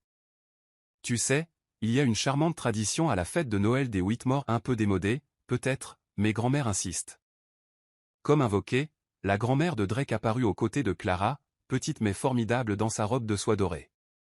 Dans sa main ridée, elle tenait un brin de buis attaché avec un ruban rouge. « La tradition, » dit la grand-mère, ses yeux intelligents passant de Drake à Chelsea avec une expression que Chelsea ne put déchiffrer. « Quand nous étions jeunes, du buis était accroché partout dans la maison à Noël. Tout couple surpris dessous devait s'embrasser, ou risquer une année de malchance. » Comme c'est charmant, réussit à dire Chelsea, bien que son cœur eût commencé à s'emballer pour des raisons qui n'avaient rien à voir avec les traditions démodées. « Oui, n'est-ce pas ?» Clara sourit, et il y avait du triomphe dans son expression. Elle prit le buis de la main de sa grand-mère, et avant que quiconque ne puisse réagir, le tint directement au-dessus de Drake et Chelsea. « Regardez ça. Vous êtes sous le buis. On ne peut pas briser la tradition, n'est-ce pas ?» La salle de bal entière sembla s'arrêter. Les conversations se turent. La musique continuait de jouer, mais elle semblait lointaine, étouffée. Tous les yeux se tournèrent vers eux, invités curieux, membres de la famille sceptique, domestiques discrets faisant semblant de ne pas regarder tout en observant attentivement. C'était le test de Clara, le piège final. Si Drake et Chelsea refusaient de s'embrasser, ou si le baiser semblait forcé et artificiel, cela confirmerait tous les soupçons que le mariage était une farce. Mais s'ils s'embrassaient. Chelsea regarda Drake et vit sa propre appréhension reflétée dans ses yeux. C'était dangereux. Un baiser devant témoin, un baiser qui devrait paraître réel, un baiser qui serait très probablement réel. Car comment feindre quelque chose qui devenait déjà vrai? On ne peut pas briser la tradition, dit lentement Drake, ses yeux ne quittant jamais ceux de Chelsea. Il y avait une question en eux, une demande silencieuse de permission. Chelsea hocha la tête, un mouvement si petit que lui seul le vit. Mais c'était suffisant. Drake se leva de la chaise à côté d'elle et s'agenouilla, amenant son visage à la hauteur du sien. Cela mettrait moins de pression sur sa cheville, réalisa-t-elle distraitement, même si chaque nerf de son corps s'enflammait d'anticipation. Pardonne-moi, murmura-t-il, si bas qu'elle seule put l'entendre, et elle ne savait pas s'il s'excusait de briser leurs règles ou d'être sur le point de le faire devant un public. Il n'y a rien à pardonner, chuchota-t-elle en retour. Sa main s'éleva pour encadrer son visage, ses longs doigts caressant sa joue avec une tendresse qui lui noua l'estomac. Il se pencha lentement, lui laissant le temps de se reculer pour arrêter cela avant qu'il ne franchisse une ligne dont il n'y avait pas de retour. Elle ne recula pas. Quand les lèvres de Drake touchèrent les siennes, ce fut comme compléter un circuit. L'électricité la traversa, hérissant chaque poil de son corps, lui faisant oublier comment battre correctement. Le baiser commença doucement, une pression légère, presque timide, comme s'il avait peur de la briser ou de se briser lui-même. Mais alors, quelque chose changea. Son pouce traça la ligne de sa mâchoire, inclinant son visage pour un meilleur angle. Ses lèvres bougèrent contre les siennes avec plus de fermeté, plus de détermination. Son autre main trouva le creux de ses reins, l'attirant plus près, même s'il restait conscient de sa cheville blessée. Chelsea fondit contre lui, ses mains s'élevant pour s'emmêler dans ses cheveux, ses doigts s'enfouissant dans les mèches sombres alors qu'elle le tirait plus près. Elle pouvait sentir son cœur battre contre sa poitrine, pouvait sentir le tremblement dans ses mains là où elle la tenait, pouvait goûter la promesse sur ses lèvres. Le baiser s'approfondit, lent et dévastateur. Parlant de choses qu'aucun des deux n'avait le courage de dire à voix haute. Il disait, « Je te vois, et j'ai besoin de toi, et je suis terrifié par ce que tu me fais ressentir. » Il disait, « C'est réel, et nous ne pouvons pas revenir en arrière, et peut-être que je ne le veux pas. » Le monde autour d'eux disparut. Il n'y avait plus de Clara avec son sourire triomphant, plus de public d'étrangers jugeant, plus d'orchestre jouant de la musique festive. Il n'y avait que deux personnes qui avaient accepté de faire semblant, et qui découvraient maintenant que la ligne entre le jeu et la réalité avait été complètement oblitérée. Quand ils se séparèrent enfin, c'était parce qu'ils avaient tous deux besoin de respirer, pas parce qu'ils voulaient s'arrêter. Drake reposa son front contre le sien, les yeux fermés, sa respiration venant par halètements irréguliers qui correspondaient aux siens. Chelsea, chuchota-t-il, et son nom sur ses lèvres résonna comme une prière, une confession, une reddition. Je sais, chuchota-t-elle en retour, parce qu'elle le sentait aussi. Le changement sismique, le point de non-retour, la rupture irrévocable de la seule règle qui aurait dû garder leur cœur en sécurité. Des applaudissements polis résonnèrent dans la salle de bal, brisant le charme. Drake ouvrit les yeux, et ce qu'elle y vit la laissa sans voix du désir, oui, mais aussi de la panique, de la confusion, et quelque chose qui ressemblait dangereusement à un espoir désespéré. Il s'écarta lentement, ses mains la quittant avec une réticence visible, mais quand il se leva, il entrelaça ses doigts aux siens, tenant sa main avec une fermeté qui semblait plus destinée à s'ancrer lui-même qu'à une quelconque performance pour le public. « Eh bien, dit Clara, et il y avait quelque chose dans sa voix que Chelsea ne put identifier, une victoire peut-être, ou peut-être une défaite déguisée. Cela semblait certainement convaincant. La grand-mère de Drake s'approcha, ses yeux intelligents brillant de quelque chose qui ressemblait à de la satisfaction. Le véritable amour est toujours convaincant, chère Clara. C'est pourquoi il est si rare et si précieux. Elle regarda Drake avec une expression à la fois douce et triste. Ta mère aurait été heureuse de te voir enfin t'autoriser à ressentir à nouveau. Drake se tendit à côté de Chelsea, sa mâchoire se serrant. Grand-mère. Ne discute pas avec moi, mon garçon. J'ai passé 83 ans dans ce monde. Je sais reconnaître le véritable amour quand je le vois. Elle tendit la main et pressa celle de Chelsea avec une force surprenante. Prends soin de lui, ma chère. Il fait semblant d'être fort, mais même les murs les plus hauts ont besoin de fondation. Avant que Chelsea ne puisse répondre, avant qu'elle ne puisse traiter ce que la grand-mère impliquait, la vieille dame s'éloigna, les laissant dans un cercle de silence gênant. J'ai besoin d'air, dit Drake brusquement, la voix tendue. Chelsea, tu. Vas-y, dit-elle doucement, pressant sa main avant de la lâcher. Je vais bien ici. Va prendre l'air. Il la regarda un long moment, le conflit écrit sur chaque ligne de son visage. Puis il hocha la tête et s'éloigna, disparaissant par les portes-fenêtres qui menaient à la terrasse, laissant Chelsea seule au milieu de la fête, le cœur encore battant, les lèvres encore picotantes, et la certitude absolue que tout avait changé. Clara s'approcha de nouveau, son sourire maintenant plus sincère, mais pas d'une manière qui apportait du réconfort. Tu sais, dit-elle nonchalamment, j'étais si sûre que ce mariage était faux, que tu étais juste une chercheuse d'or qui avait séduit mon frère. Mais ce baiser. Elle fit une pause, étudiant Chelsea avec une nouvelle intensité. Ce baiser ne peut pas être fin, ce qui soulève une question intéressante. Laquelle, demanda Chelsea, bien qu'elle ne fût pas sûre de vouloir connaître la réponse. Si tu l'aimes vraiment, dit Clara doucement, toute malice précédente quittant sa voix, que feras-tu quand cela finira? Quand Noël sera passé, et que la mascarade ne sera plus nécessaire? Quand Drake se rappellera pourquoi il a construit ces murs en premier lieu, et retournera derrière eux, t'enfermant à l'extérieur. La question flotta dans l'air comme du poison, s'infiltrant dans toutes les insécurités de Chelsea, car Clara avait raison, cela avait une date d'expiration. Dans quelques jours, Noël serait fini, la visite serait terminée, et ils retourneraient à leur vraie vie où elle était une assistante et lui un PDG, et ils avaient convenu que c'était juste des affaires sauf que ce n'était plus juste des affaires, n'est-ce pas? Pas quand elle pouvait encore sentir ses lèvres sur les siennes, pas quand son cœur chantait encore au souvenir de la façon dont il l'avait tenue, dont il l'avait embrassée, dont il avait chuchoté son nom comme si c'était sacré. Je ne sais pas, admit Chelsea honnêtement, car à quoi bon mentir maintenant? Mais peut-être que certaines choses valent le risque d'un cœur brisé. Clara l'étudia un long moment, puis quelque chose d'étrange se produisit. Elle sourit, et cette fois cela atteignit ses yeux. Peut-être que tu es bonne pour lui après tout. Dieu sait qu'il a besoin de quelqu'un qui n'a pas peur de ressentir, même quand ça fait mal.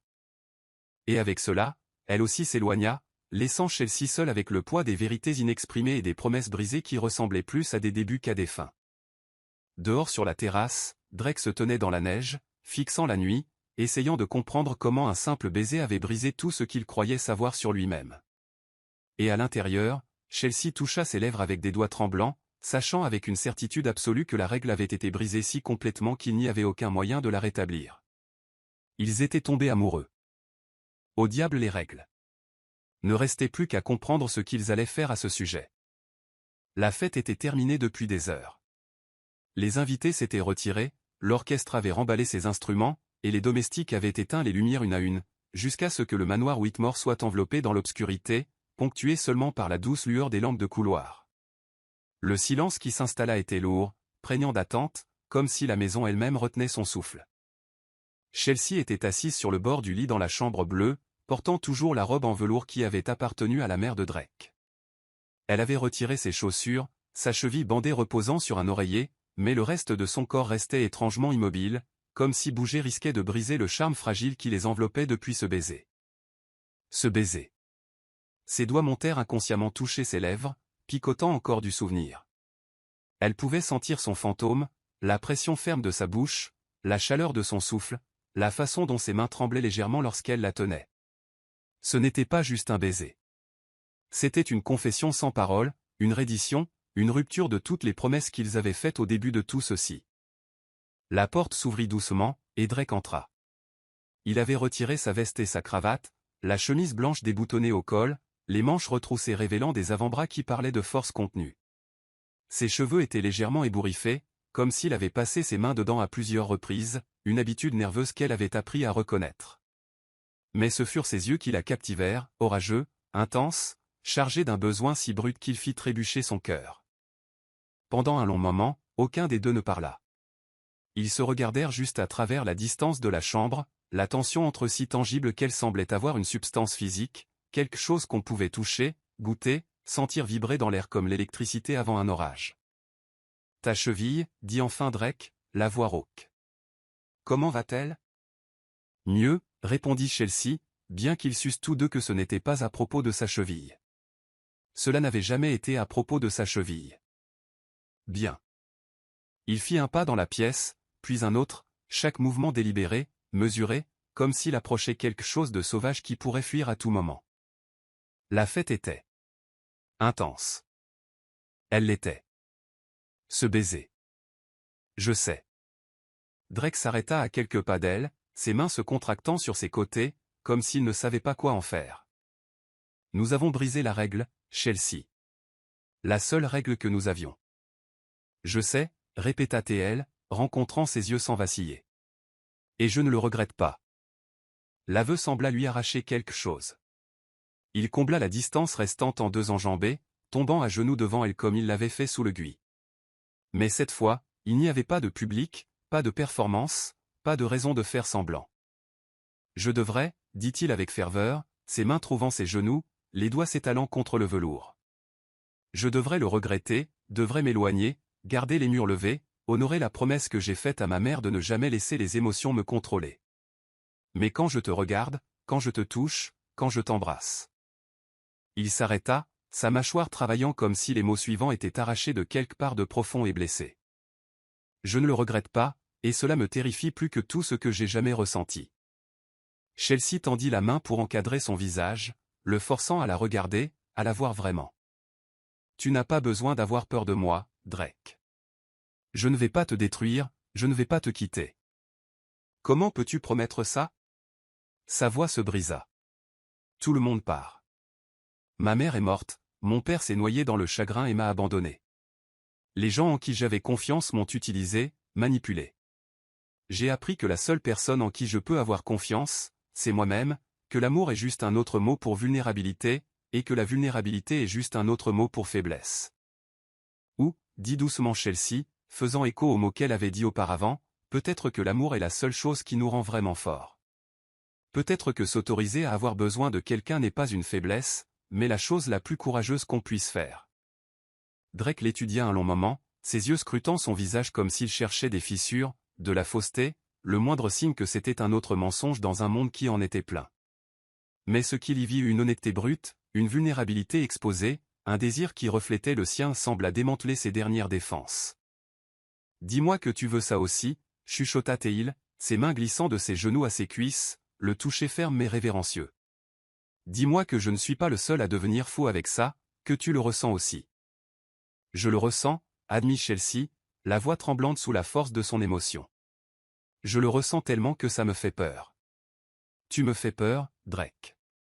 La façon dont tu me fais me sentir, la façon dont tu me fais vouloir des choses que j'avais juré de ne plus jamais vouloir. » Elle ne finit pas la phrase car ses lèvres trouvèrent les siennes, avalant ces mots dans un baiser qui n'avait rien à voir avec celui sous le Gui. Celui-là avait été doux, contrôlé, conscient de son public. Celui-ci était désespéré, affamé, une collision de besoins et d'abandon qui ne laissait aucune place à la feinte ou à la protection.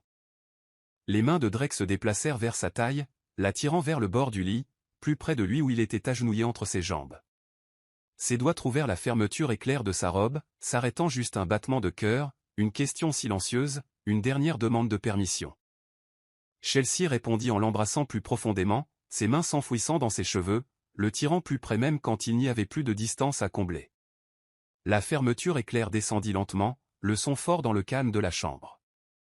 Les mains de Drake glissèrent sous le velours, doigts calleux contre peau douce, traçant la courbe de sa colonne vertébrale avec une révérence qui fit piquer les larmes aux yeux de Chelsea. Il la touchait comme si elle était sacrée, comme si chaque centimètre de peau révélée était un cadeau qu'il ne méritait pas mais pour lequel il était profondément reconnaissant. La robe glissa de ses épaules, s'amassant à sa taille. Drake se recula juste assez pour la regarder, ses yeux s'assombrissant alors qu'il voyageait sur la peau exposée, la courbe de ses seins, le battement rapide de son cœur visible à travers sa peau translucide. « Tu es si belle », murmura-t-il, la voix rauque d'admiration et de désir. « Si parfaite, comment peux-tu être réelle ? » « Touche-moi et tu verras », chuchota Chelsea, se surprenant par sa propre audace. Ses mains bougèrent à nouveau, ses doigts traçant des chemins de feu sur sa peau. Il embrassa son cou, la courbe de son épaule, la peau sensible juste au-dessus de son cœur. Chaque baiser une promesse, chaque toucher une revendication. Elle s'arqua contre lui, ses mains trouvant les boutons de sa chemise, les défaisant avec des doigts tremblants qui trahissaient son besoin. Quand sa chemise rejoignit sa robe sur le sol, elle s'autorisa à regarder, vraiment regarder, l'homme qui était devenu tout pour elle en si peu de temps. Des muscles définis parlaient de discipline et de force, mais ce furent les cicatrices qui retinrent son attention, une sur son épaule, une autre sur ses côtes, marque d'une vie dont il discutait rarement. Ses doigts tracèrent la cicatrice sur son épaule. Que s'est-il passé ? Accident de voiture quand j'avais 19 ans, dit-il, capturant sa main et embrassant ses doigts. J'étais en colère, je conduisais trop vite, essayant de fuir des souvenirs qui ne me quittaient jamais. J'ai appris cette nuit-là qu'on ne peut pas fuir la douleur. Elle nous rattrape toujours. Tu n'as pas à la fuir maintenant, dit Chelsea doucement. pas avec moi. Quelque chose se brisa complètement alors. Les derniers murs, les dernières défenses, l'armure qu'il avait portée si longtemps qu'il avait oublié ce que c'était que de vivre sans elle. Drake la souleva doucement, attentif à sa cheville, et la plaça au centre du lit. Il retira le reste de leurs vêtements avec une efficacité délibérée, puis la rejoignit sur les draps de lin, son corps couvrant le sien d'un poids qui semblait juste, comme des pièces de puzzle s'emboîtant enfin. « Si nous faisons ça, dit-il, son visage à quelques centimètres du sien, il n'y a pas de retour en arrière. Je ne peux plus faire semblant que ce ne sont que des affaires. Je ne peux pas faire semblant que je ne te veux pas d'une manière qui transcende tout contrat ou accord. » Alors ne fais pas semblant, répondit Chelsea, en roulant ses jambes autour de lui, le tirant plus près. Sois réel avec moi, sois toi avec moi, c'est tout ce que je veux.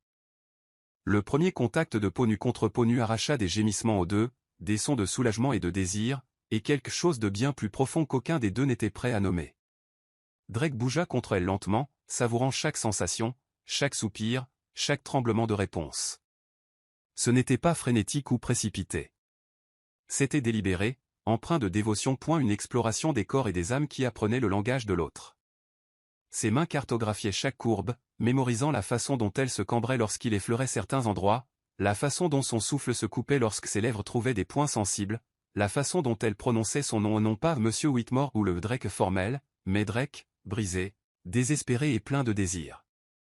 Lorsqu'ils s'unirent enfin, ce fut avec une lenteur qui frisait la torture, chaque centimètre était une promesse, chaque soupir un aveu. Chelsea s'accrochait à lui, ses ongles marquant ses épaules, ses jambes l'enlaçant comme si elle pouvait le retenir à jamais dans cet instant. Chelsea. Halta Drake contre son cou, la voix brisée par l'émotion. Mon Dieu, Chelsea, tu es. Tu es tout. Tout ce dont je ne savais pas avoir besoin, tout ce que j'avais peur de vouloir. Je sais, parvint-elle à dire, des larmes coulant sur ses tempes alors qu'il bougeait en elle, profond, lent et dévastateur. Je sais parce que je ressens la même chose. Tu me complètes là où je ne savais même pas être brisé. Leur rythme s'accéléra progressivement, une danse des corps et des cœurs ayant trouvé leur parfaite synchronie. Il n'y avait plus de place pour les pensées de contrat, de règles ou de conséquences. Il n'y avait que cela, cet instant, cette connexion, cette union de deux personnes qui avaient si bien fait semblant que la réalité était devenue indiscernable de la comédie. Lorsque l'apogée les frappa, ce fut ensemble, une vague qui les emporta simultanément, les faisant s'agripper l'un à l'autre comme s'ils étaient les seules choses solides dans un monde devenu liquide et informe. Drake enfouit son visage dans son cou, murmurant des mots qui étaient moitié supplique, moitié promesse, tout en amour inexprimé. Ne me quitte pas, supplia-t-il contre sa peau, s'il te plaît, ne sois pas une autre personne qui m'abandonne. Jamais, promit Chelsea, le serrant fort alors que les répliques sismiques du plaisir les secouaient encore. Je le promets, Drake, je le promets.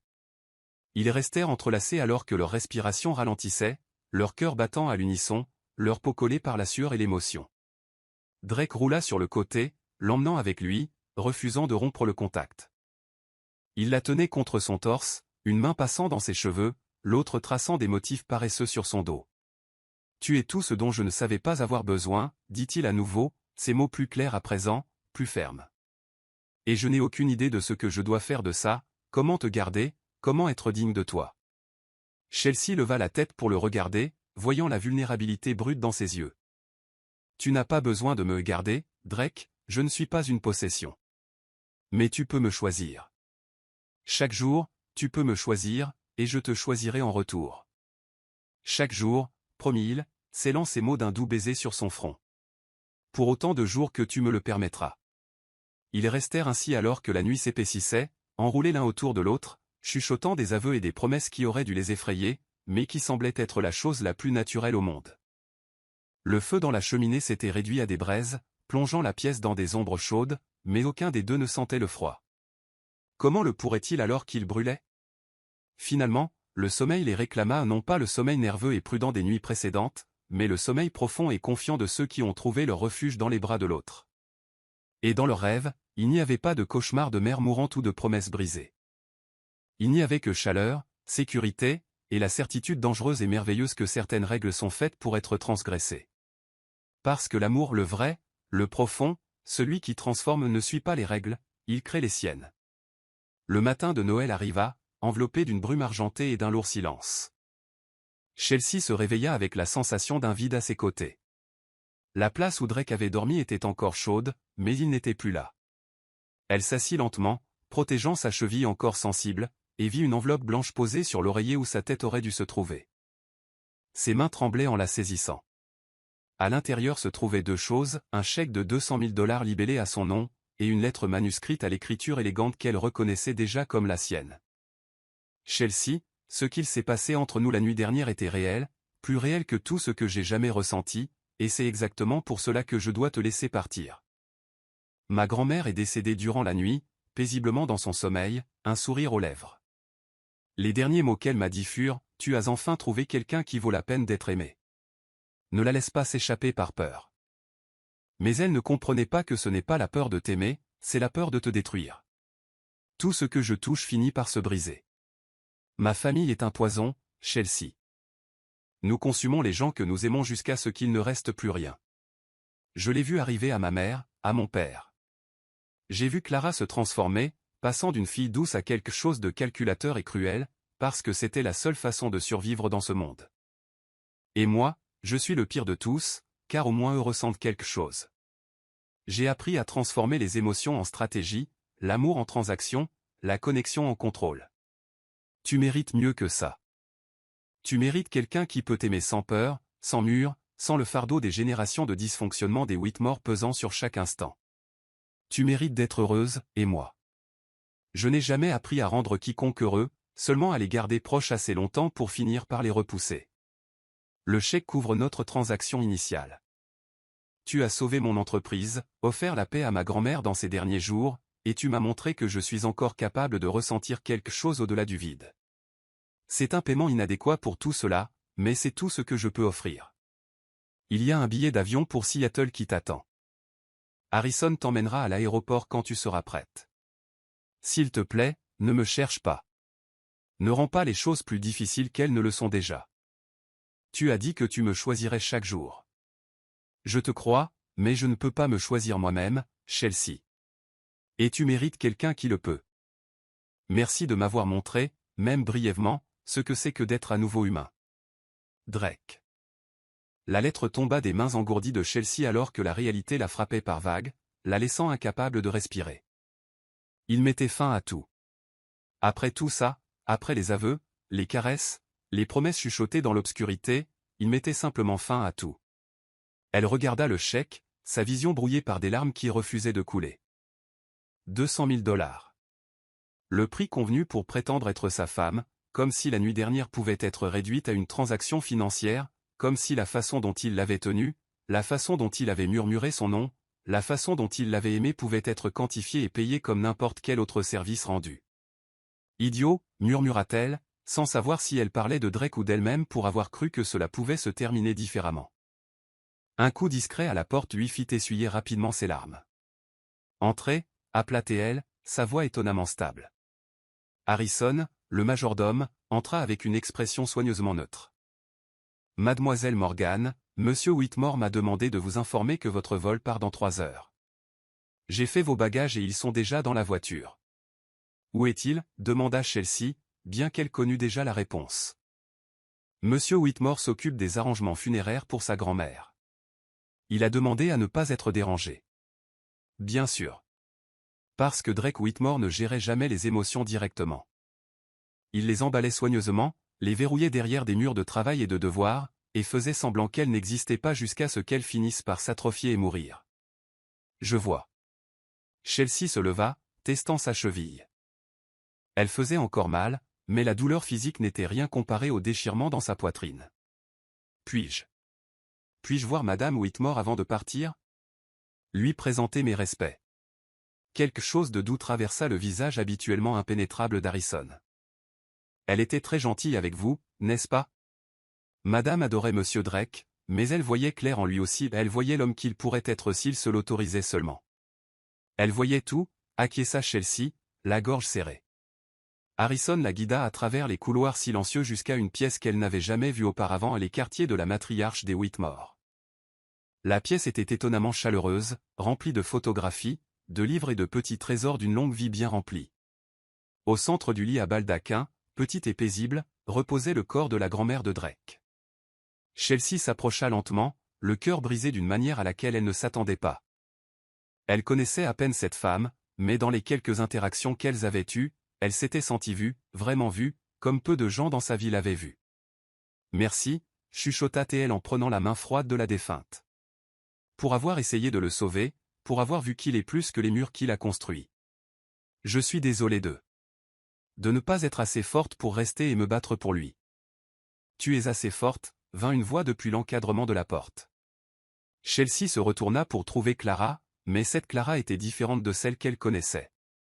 Ses yeux étaient rouges d'avoir pleuré, son visage dénué de maquillage, sa posture moins rigidement contrôlée.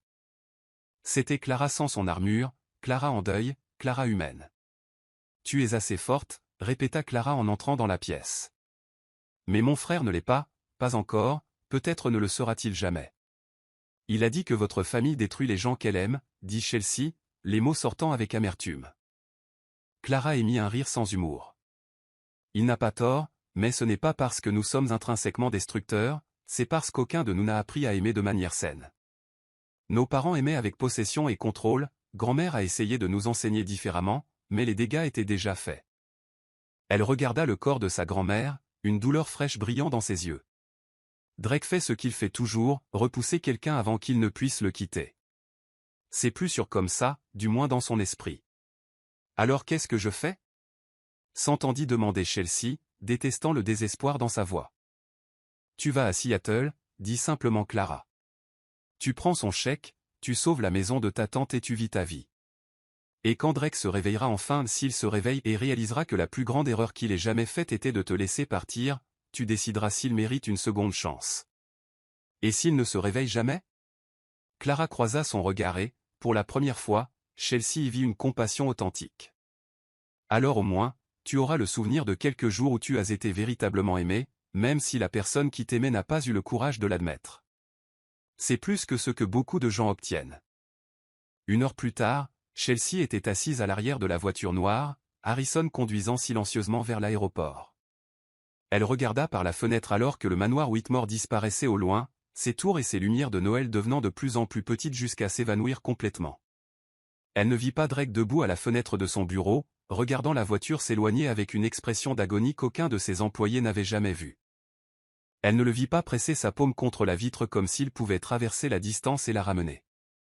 Elle ne l'entendit pas chuchoter « Pardonne-moi » à une pièce vide qui n'offrait aucune absolution.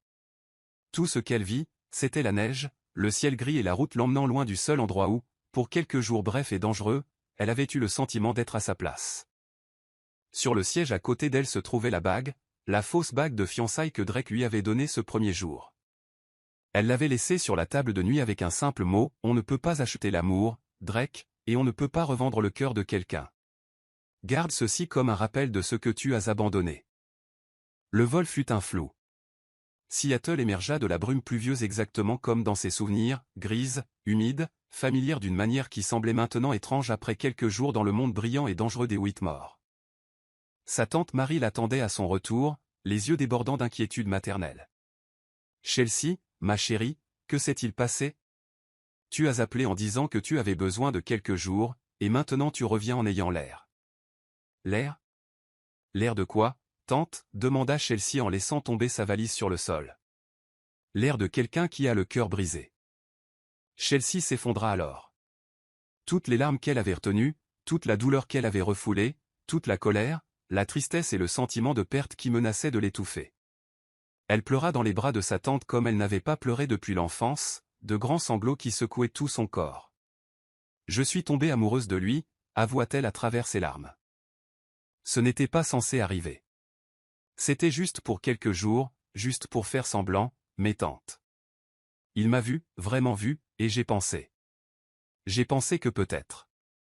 Que peut-être tu avais trouvé ton foyer, finit doucement Marie en caressant ses cheveux. Oh, ma chère fille, l'amour a toujours été à la fois ta plus grande force et ta plus grande vulnérabilité. Il m'a dit de partir, a dit que je méritais mieux, qu'il ne ferait que me détruire. Peut-être qu'il le croit, dit Marie avec sagesse.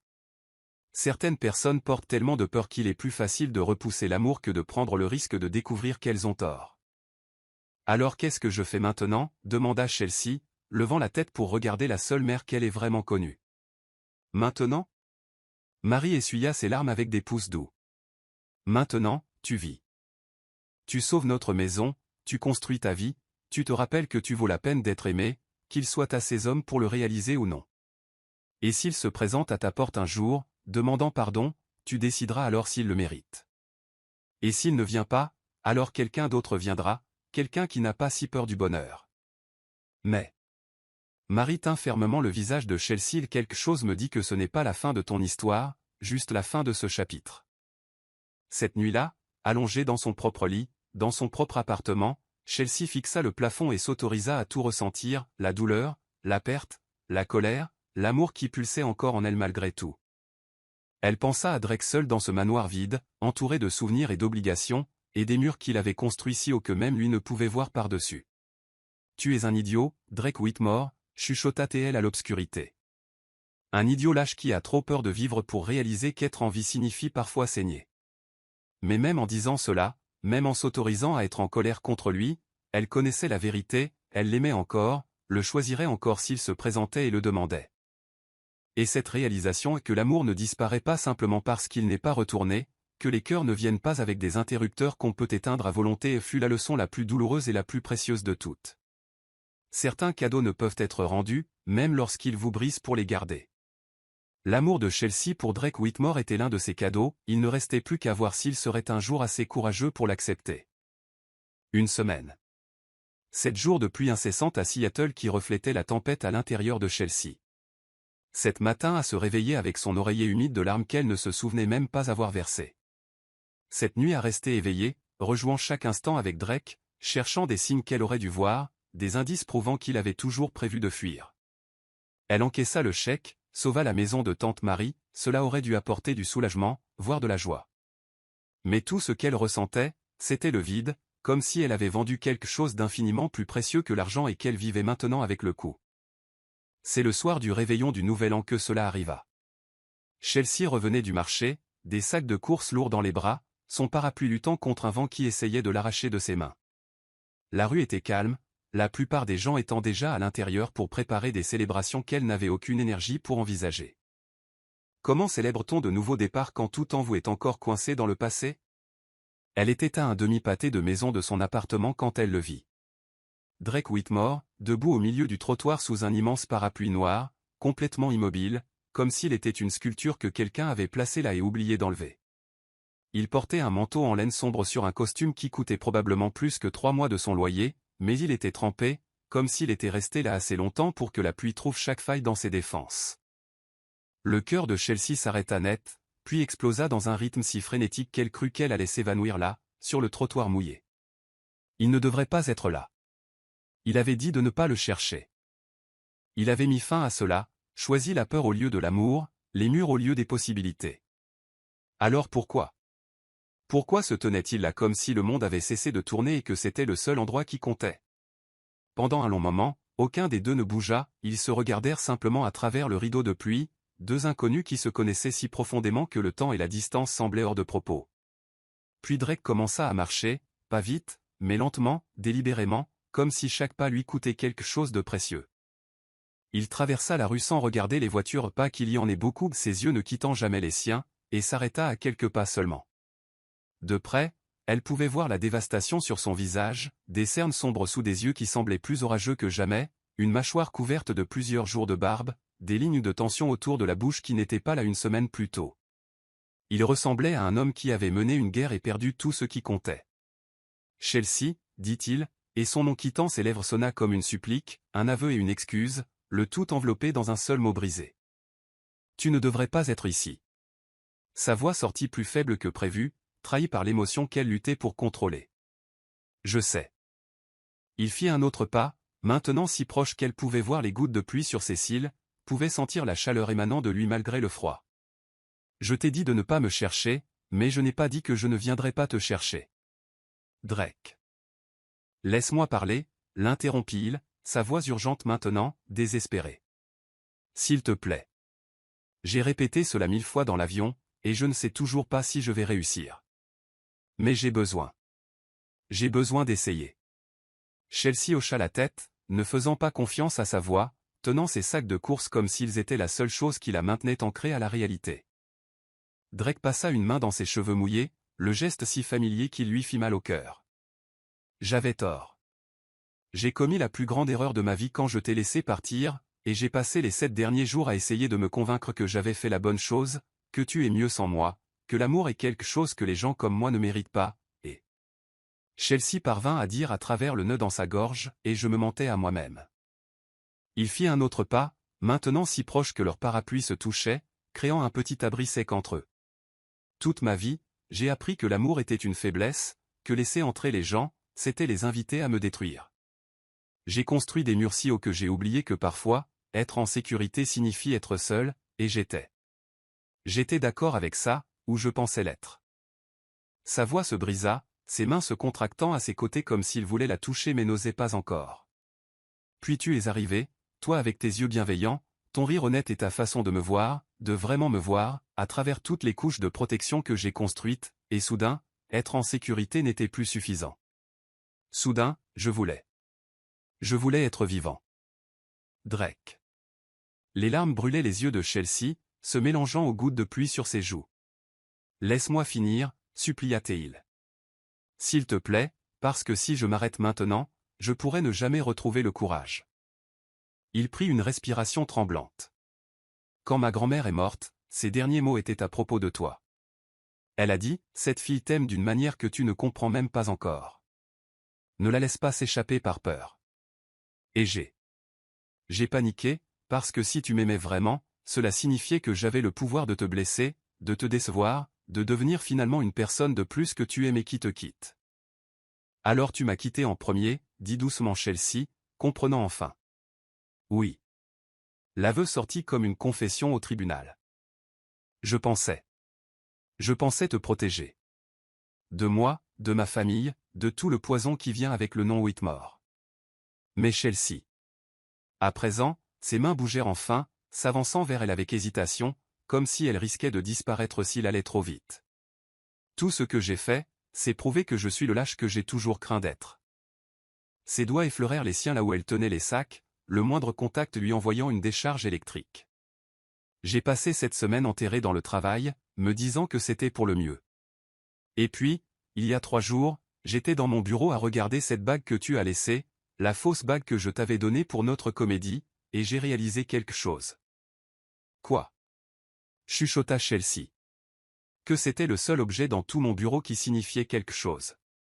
Tout le reste n'était que des choses, des symboles de succès qui n'ont aucune importance.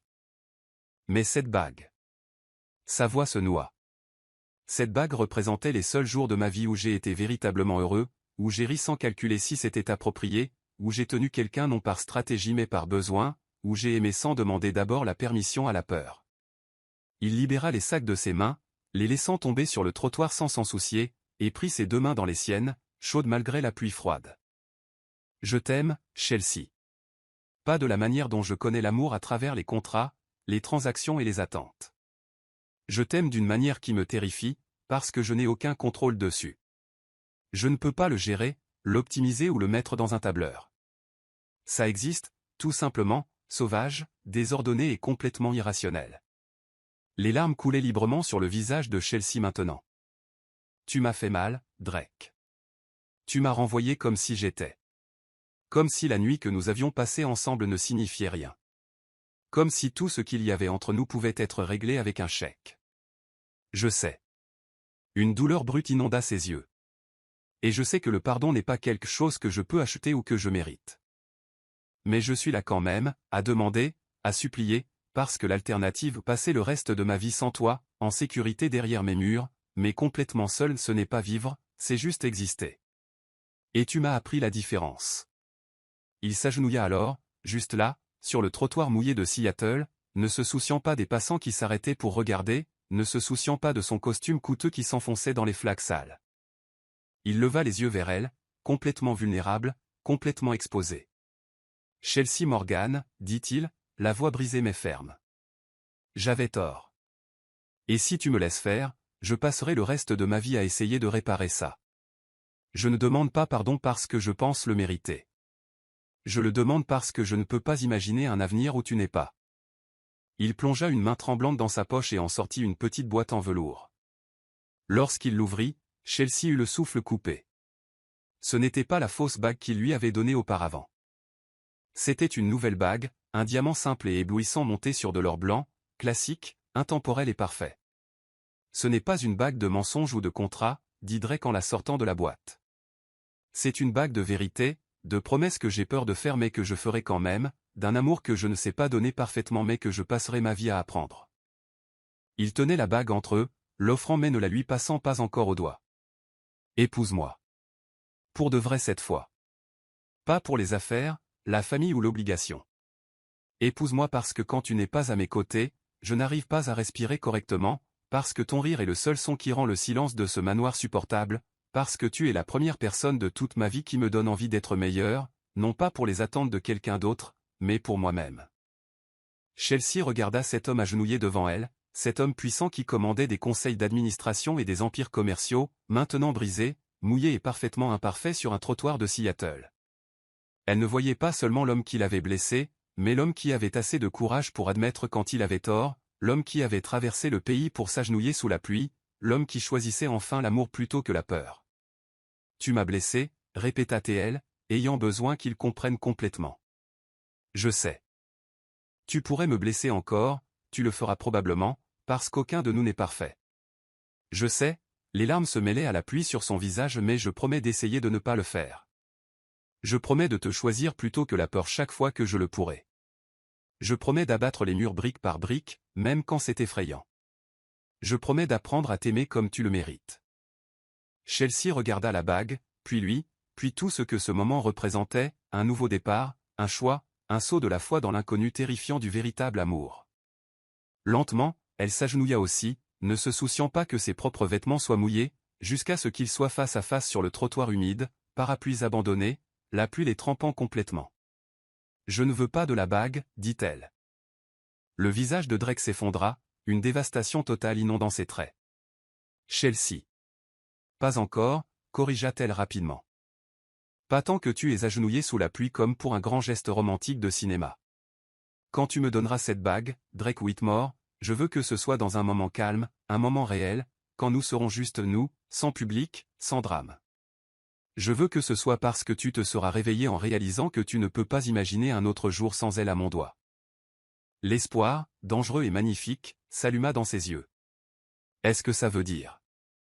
Ça veut dire, dit Chelsea en encadrant son visage de ses deux mains, que je te pardonne. Pas parce que tu le mérites, mais parce que je le choisis, parce que rester coincé dans la colère signifie te laisser gagner, laisser ta peur contrôler notre histoire. Et je refuse de faire ça. Elle se pencha plus près, son front touchant le sien. Mais, Drake, si tu fuis à nouveau, si tu me renvoies quand tu as peur, il n'y aura pas de troisième chance. Je t'aime. Que Dieu m'aide, je t'aime plus que je ne devrais aimer quelqu'un qui m'a chassé. Mais je m'aime aussi, et cela signifie ne pas te laisser me blesser à répétition. Plus jamais, promit-il farouchement, c'est maintenant son visage à elle maintenant. Je le promets, Chelsea, plus jamais. Je resterai même quand c'est effrayant. Surtout quand c'est effrayant. Alors oui, chuchota-t-elle. Oui, je t'épouserai. Pas aujourd'hui, pas sous une grande pression ou des attentes familiales, mais un jour, quand nous serons tous les deux prêts, quand nous aurons construit quelque chose de réel, de solide et de nôtre.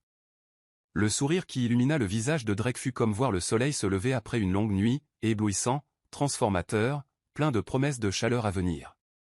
Il l'attira contre lui, ses lèvres trouvant les siennes dans un baiser différent de tous ceux qu'ils avaient partagés auparavant. Ce n'était pas le baiser performatif sous le gui, ni le baiser désespéré dans la chambre bleue. C'était un baiser de nouveau départ, de pardon, de deux personnes choisissant l'amour malgré toutes les raisons de ne pas le faire. Il était humide de pluie, salé de larmes, et absolument parfait dans son imperfection. Quand ils se séparèrent enfin, tous deux étaient complètement trempés, grelottant de froid et souriant comme des idiots. « Tu trembles » dit Drake en frottant ses bras. « Rentrons. J'ai tellement de choses à te dire, tellement de projets. » « Les projets peuvent attendre » l'interrompit Chelsea en entrelaçant ses doigts aux siens. « Pour l'instant, juste. Reste avec moi. Sois réel avec moi. C'est tout ce dont j'ai besoin. chaque jour, promit-il, faisant écho aux mots qu'elle avait dit auparavant. Pour autant de jours que tu me le permettras. Ils se levèrent ensemble, récupérant sacs abandonnés et parapluies oubliés, et marchèrent main dans la main vers l'appartement de Chelsea. Derrière eux, la pluie de Seattle continuait de tomber, lavant les trottoirs et les rues, et peut-être, si l'on croyait en de telles choses, lavant aussi les erreurs du passé et faisant place à des avenirs plus radieux. Épilogue. 1 an plus tard, la petite maison que Chelsea et Drake avaient achetée ensemble dans une banlieue calme entre Seattle et le manoir Whitmore ne ressemblait en rien à l'opulence froide de la propriété familiale. Elle était confortable, imparfaite, pleine de meubles qu'ils avaient choisis ensemble, non pas pour la marque, mais parce qu'ils avaient du sens. Le sapin de Noël qui dominait le salon était tordu, décoré d'un mélange chaotique d'ornements coûteux et de décorations en carton faites à la main par Chelsea, parce que Drake avait avoué n'avoir jamais décoré un arbre lui-même. Chelsea se tenait sur une échelle, essayant de placer l'étoile au sommet. Son ventre arrondi de 6 mois rendait l'équilibre délicat. Drake apparut derrière elle instantanément, ses mains sur sa taille pour la stabiliser, le visage pressé contre son dos. Doucement, murmura-t-il contre son cou. Tu es ma vie entière maintenant. Nous savons, ria Chelsea, fixant enfin l'étoile. Tu nous le rappelles environ 50 fois par jour. Elle descendit de l'échelle et se tourna dans ses bras, ses mains se levant automatiquement vers son visage. Ils faisaient cela maintenant, se touchaient constamment, comme s'ils mémorisaient encore, comme s'ils avaient peur que s'ils s'arrêtaient, tout ceci pourrait se révéler être un rêve. Heureuse, demanda Drake, la question qu'il posait chaque matin, chaque soir, comme s'il avait besoin d'une confirmation constante qu'elle avait fait le bon choix. Délirante de bonheur, confirma-t-elle en l'embrassant doucement. Et toi? Terrifiée, admit-il honnêtement. Mais du bon genre de terreur. Celle qui vient du fait d'avoir tellement à perdre que cela vaut la peine d'être protégé. Regarde-toi, sourit Chelsea. Apprenant la différence entre la peur qui paralyse et la peur qui motive.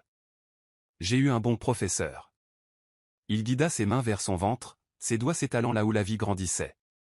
Merci de ne pas m'avoir abandonné. Merci d'être venu me chercher sous la pluie.